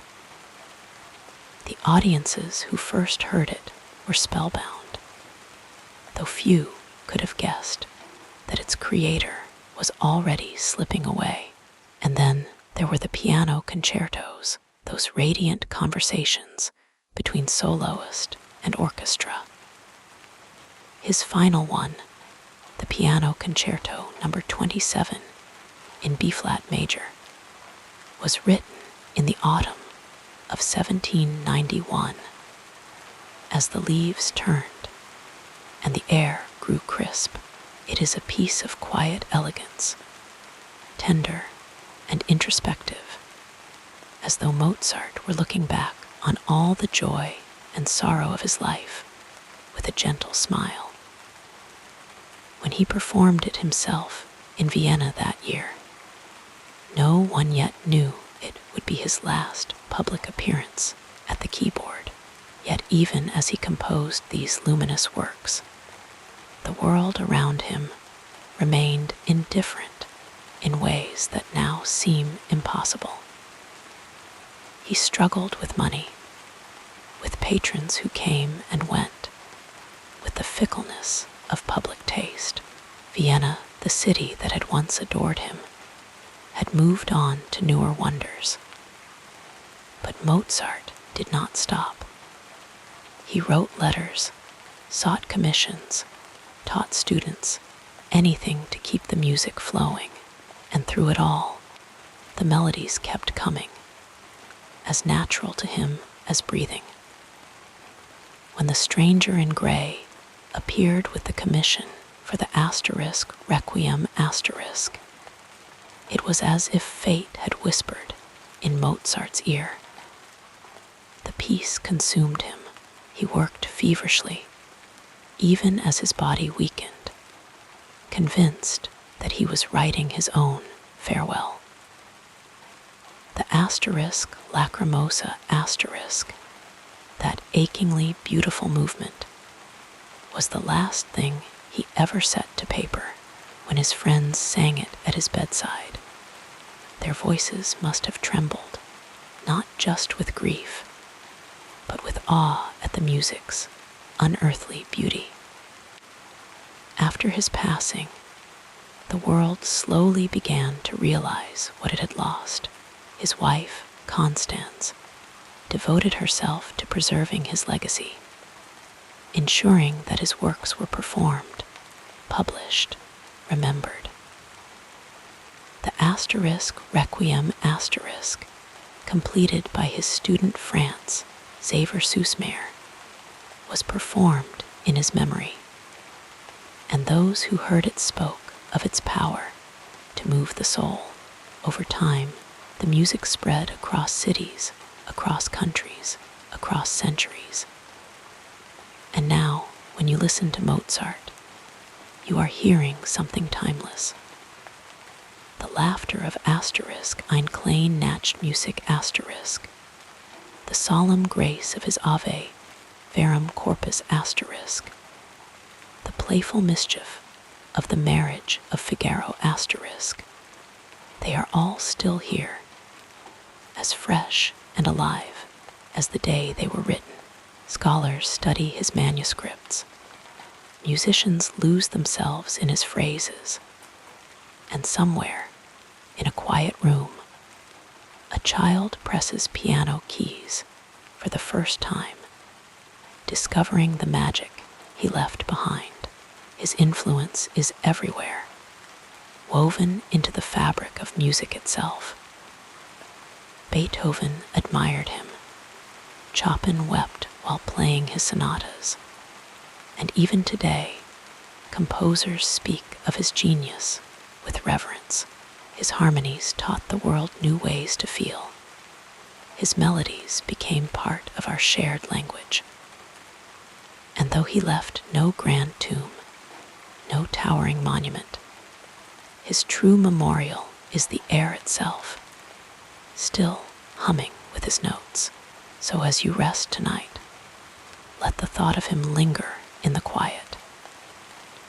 Imagine his hands on the keys, his pen moving across the page, the way his music must have shimmered in the candlelight of an 18th century room. The world is softer now, slower, ready to carry you into dreams. And somewhere beyond the silence, Mozart is still playing, still composing, still gifting the world with beauty. Let the notes drift around you like falling snow, each one a fleeting, perfect thing. The asterisk requiem asterisk S sorrow, the concerto's joy, the opera's laughter, they are all here, waiting for you to listen.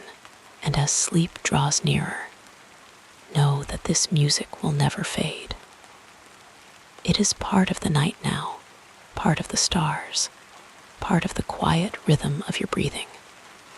Close your eyes and let it carry you. The story is not over. It never will be. Mozart's music plays on, an endless lullaby, a gift for all the nights to come. Sleep now and dream of melodies. The gentle cadence of our story continues, flowing like a peaceful stream through the next chapter. The music of Wolfgang Amadeus Mozart has never truly left us. It lingers in concert halls, whispers in the rustling leaves of quiet gardens, and hums in the gentle sway of lullabies sung to children at bedtime. His melodies, so precise and yet so full of emotion, have woven themselves into the very fabric of time, touching composers, performers, and listeners across centuries.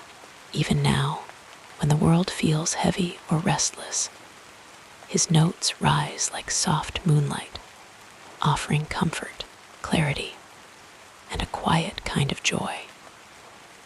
From the moment his first compositions were heard, Mozart's influence was undeniable. The child prodigy who dazzled courts with his brilliance grew into a master whose work would shape the future of music.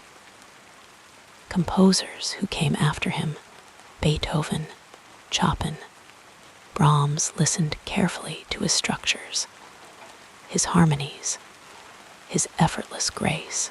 Beethoven, in his early years, studied Mozart's scores with reverence, trying to capture that same balance of elegance and depth. Even as musical styles evolved, as romanticism swelled with grand emotions, and modernism fractured old forms, Mozart's clarity remained a guiding light. His operas, especially, became a foundation for all that followed. The way he painted characters with music, giving each one a voice so distinct, so alive, changed storytelling in opera forever. When you hear the playful mischief of the Marriage of Figaro, or the haunting sorrow of Don Giovanni Asterisk. You hear the blueprint for what opera could be. Richard Strauss, Puccini, even the great Wagner, all stood on the shoulders of Mozart's genius, borrowing his sense of drama, his ability to make music breathe like a living thing.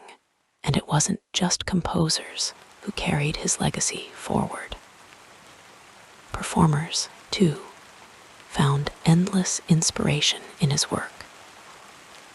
Pianists like Clara Schumann and Arthur Rubinstein played his concertos with a delicate touch, letting every note shimmer.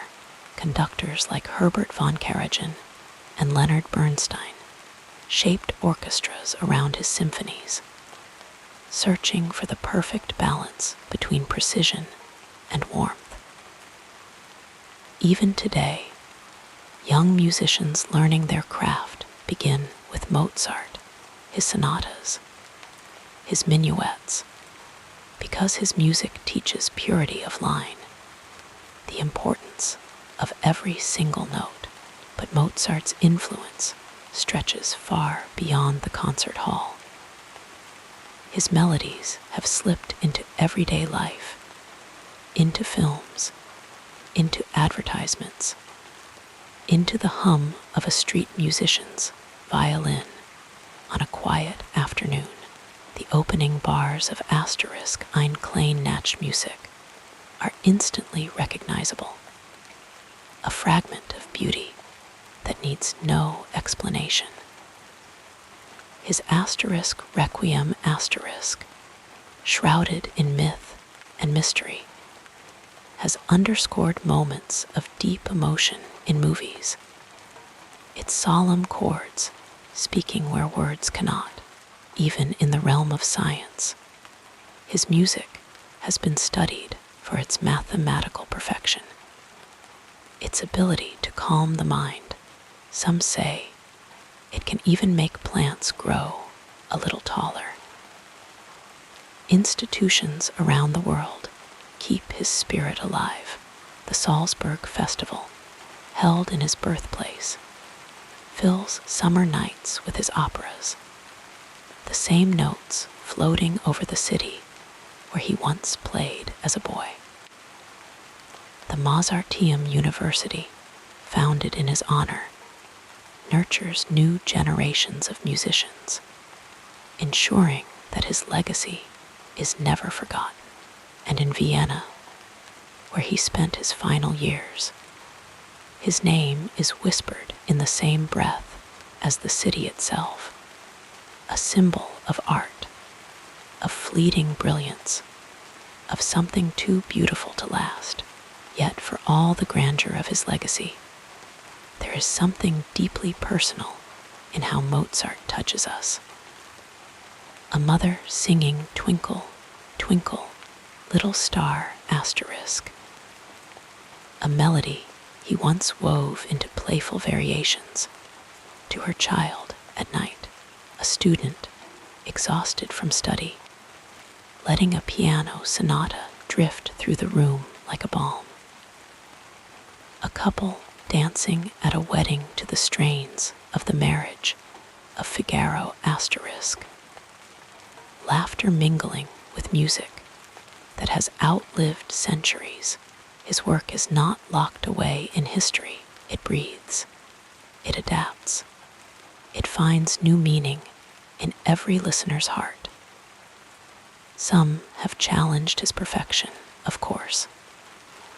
Critics argue that his music is too refined, too controlled, lacking the raw passion of later composers.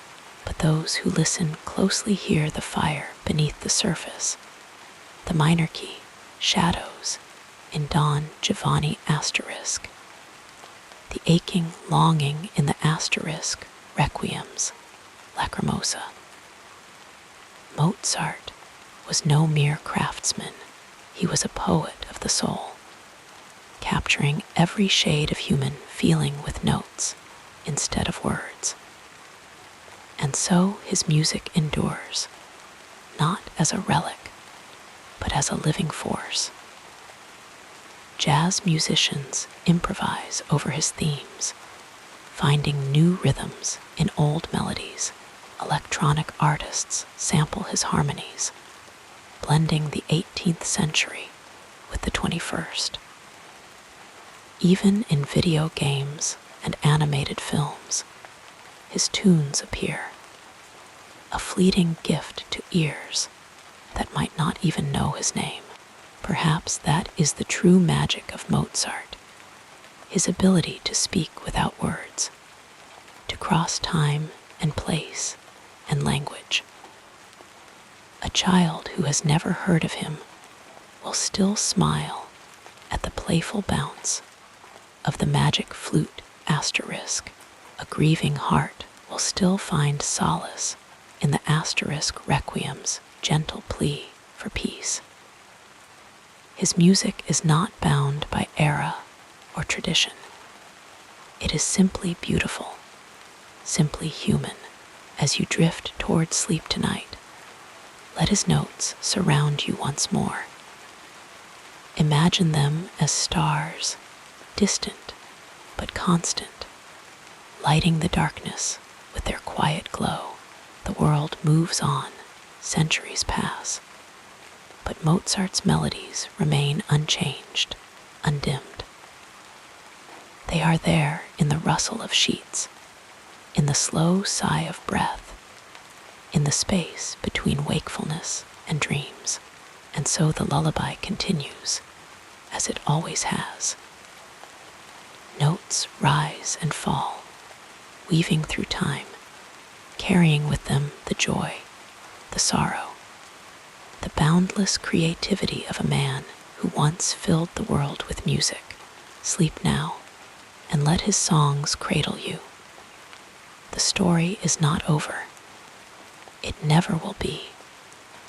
Wrapped in the comfort of these words, we'll drift together into the next part of this soothing biography. The story of Wolfgang Amadeus Mozart has been told and retold so many times that it has taken on the soft, golden sheen of legend. We imagine him as the eternal child prodigy, composing effortlessly in candlelit rooms, his genius flowing as naturally as breath. We picture him as the tragic artist, penniless and forgotten, pouring his soul into the requiem as death approached. These images are comforting in their simplicity, like the outlines of a lullaby, easy to hum, easy to remember, but like all legends, they smooth over the rough edges of reality, the quiet complexities that make his story all the more human. One of the most enduring myths is that Mozart composed without effort, as if the music sprang, fully formed from his mind, to the page. The image of him writing entire symphonies in a single draft, without corrections, has been passed down like a fairy tale. But the truth is far more reassuring. Mozart did revise. He did struggle. He did cross out notes and rethink passages. His sketches and letters reveal a man who worked tirelessly, even if his process appeared swift compared to others. The beauty of his music was not the result of divine inspiration alone, but of relentless dedication, a reminder that even genius requires patience and practice. Another common misconception is that Mozart lived his entire life in poverty, a starving artist ignored by the world. While it is true that he faced financial difficulties, especially in his later years, he was far from destitute. He earned substantial sums for his work, enjoyed the patronage of aristocrats, and lived comfortably for much of his life. His money troubles were often the result of his own impulsive spending. His love of fine clothes, elegant lodgings, and lively entertainment. This does not diminish his struggles, but it makes him more relatable, a man who, like many of us, sometimes spent more than he had, chasing moments of joy in an uncertain world. Then there is the story of his rivalry with Antonio Salieri, immortalized in plays and films as a bitter feud poisoned by envy. The idea that Salieri might have hastened Mozart's death, whether through poison or neglect, is a dramatic tale, but one with little historical basis. In truth, the two composers respected one another, even collaborated at times. Salieri taught Mozart's son, and there is no evidence of the murderous jealousy that later storytellers would conjure. It is a reminder of how easily facts can be reshaped into myth, how the past is often rewritten to suit our desire for conflict and tragedy. Perhaps the most haunting myth surrounds Mozart's final composition, the Requiem. The story goes that a mysterious stranger commissioned it, cloaked in shadow, and that Mozart believed he was writing his own funeral music. There is some truth here.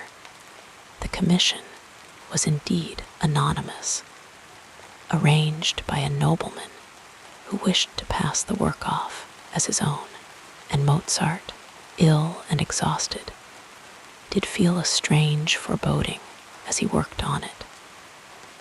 But he did not complete the Requiem himself. It was finished by his student, Franz Xaver Süssmayr, after his death. The idea of Mozart penning his own Requiem in his final hours is poetic, almost too perfect. But like so many legends, it obscures the quieter, more complicated reality. Even the portrait of Mozart as the eternal child, playful and mischievous, is only part of the story. He was indeed quick to laugh, fond of jokes and wordplay, but he was also deeply serious about his art, fiercely ambitious, and at times frustrated by the constraints of his era. His letters reveal a man of sharp wit, yes, but also of profound sensitivity, capable of deep melancholy and introspection. The child prodigy grew into a complex adult, one who knew both the heights of acclaim and the sting of disappointment. And what of his music itself? So often we speak of it as if it were all lightness and grace, as if every note sparkled with joy. But listen closely, and you will hear shadows too, the restless unease of the G minor symphony, the aching sorrow of the Requiem's Lacrimosa, the quiet longing woven into even his brightest melodies. His music was not just a reflection of his own life, but of all life, with its mingled joy and sorrow, its laughter and its tears. The myths surrounding Mozart tell us as much about ourselves as they do about him. We long for stories of effortless genius, of tragic artists, of rivalries and mysteries, because they give shape to the chaos of life.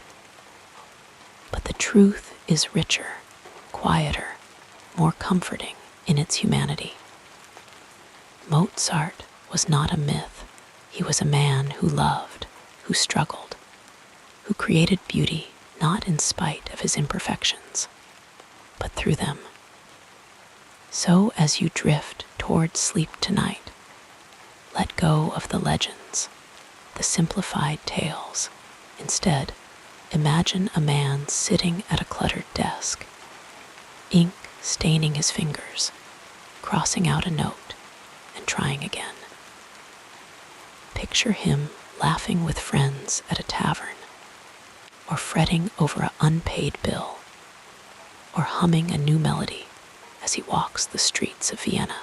See him not as a distant figure of myth, but as someone real, someone who once breathed the same air we do, who knew both joy and sorrow as we do, and who left behind not a perfect story, but a perfect gift, his music.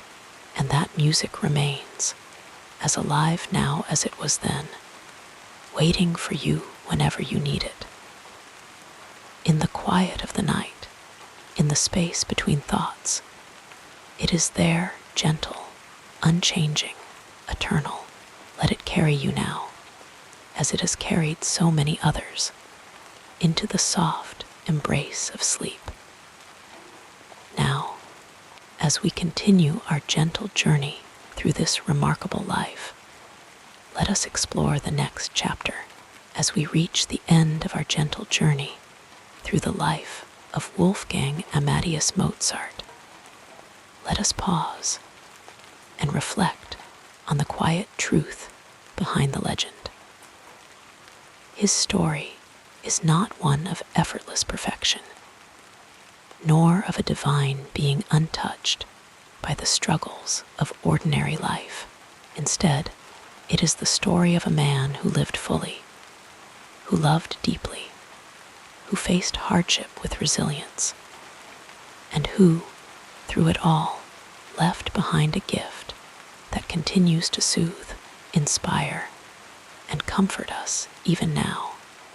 Centuries later, Mozart was born into a world of music, shaped by the guidance of his father and the demands of a prodigious talent. Yet, for all the early acclaim, his life was not a straight path to glory.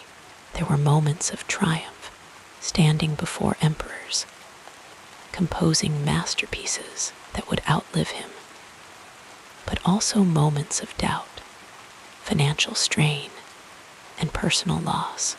He knew the weight of expectations, the sting of rejection, the warmth of friendship, and the joy of creation. In this way, he was not so different from any of us. What set him apart was not some untouchable genius, but his ability to channel all of these experiences into something transcendent. Think of the music he left behind, each note, each phrase, a reflection of his world. The playful lightness of Ein klein Nachtmusik, the solemn beauty of his requiem, the tender melancholy of his piano concertos. These were not just compositions, but fragments of a life lived with passion and purpose. Even in his final days, when illness and exhaustion weighed heavily upon him, he was still creating, still searching for the perfect expression of what moved him. And though he left this world far too soon, at just 35 years old, he left it richer, fuller, more beautiful than he found it. Today, Mozart is remembered not as a distant figure of myth, but as a presence that lingers in the air whenever his music is played. His melodies drift through concert halls, through the quiet spaces of homes, through the hushed corners of memory. They accompany first dances at weddings, solace in moments of grief, and the simple, everyday rituals of life. His name is whispered in classrooms, where children first learn of his genius, hummed by musicians, who still find new depths in his work, and cherished by listeners who turn to his music for comfort in the stillness of the night. His influence stretches far beyond the classical world. Filmmakers use his compositions to underscore moments of joy, sorrow, and revelation. Writers draw inspiration from his life, his struggles, his triumphs, even in the most unexpected places. A snippet of a symphony in a bustling cafe, a fragment of an aria in the background of a busy street. His presence is felt. The world he knew may be long gone, but his music remains, timeless and unchanging, a bridge between his time and ours. And so, as we prepare to let go of these thoughts and drift into sleep, let us carry with us not the weight of myth, but the gentle truth of Mozart's humanity. Imagine once more the sound of a quill scratching against paper, the soft hum of a melody forming in his mind, the quiet satisfaction of a phrase finally perfected. Picture him not as a statue or a legend, but as a man who laughed, who loved, who worried, who dreamed, just as we do. Now, as the night deepens and your breathing slows, let the memory of his music wrap around you like a warm blanket. Feel the rise and fall of the notes, the way they lift and settle, carrying you effortlessly toward rest. There is no need to hold on too tightly to these thoughts. Let them soften, let them blur, let them dissolve into the quiet hum of the night. And if, in the moments between wakefulness and sleep, a fragment of a melody drifts into your mind, a phrase from a sonata, the whisper of a symphony, let it be a reminder that beauty endures, that creativity outlives its creator, and that even in the darkest hours, there is music to light the way. Sleep now, knowing that Mozart's gift is always there, waiting for you when you need it. Let his harmonies guide you into dreams, or perhaps, just for a moment, you might hear the echo of his laughter, or the faintest trace of a melody, half remembered, half imagined, carrying you gently into the peace of the night. Rest well, dear listener. May your dreams be as sweet and as boundless as the music he left behind.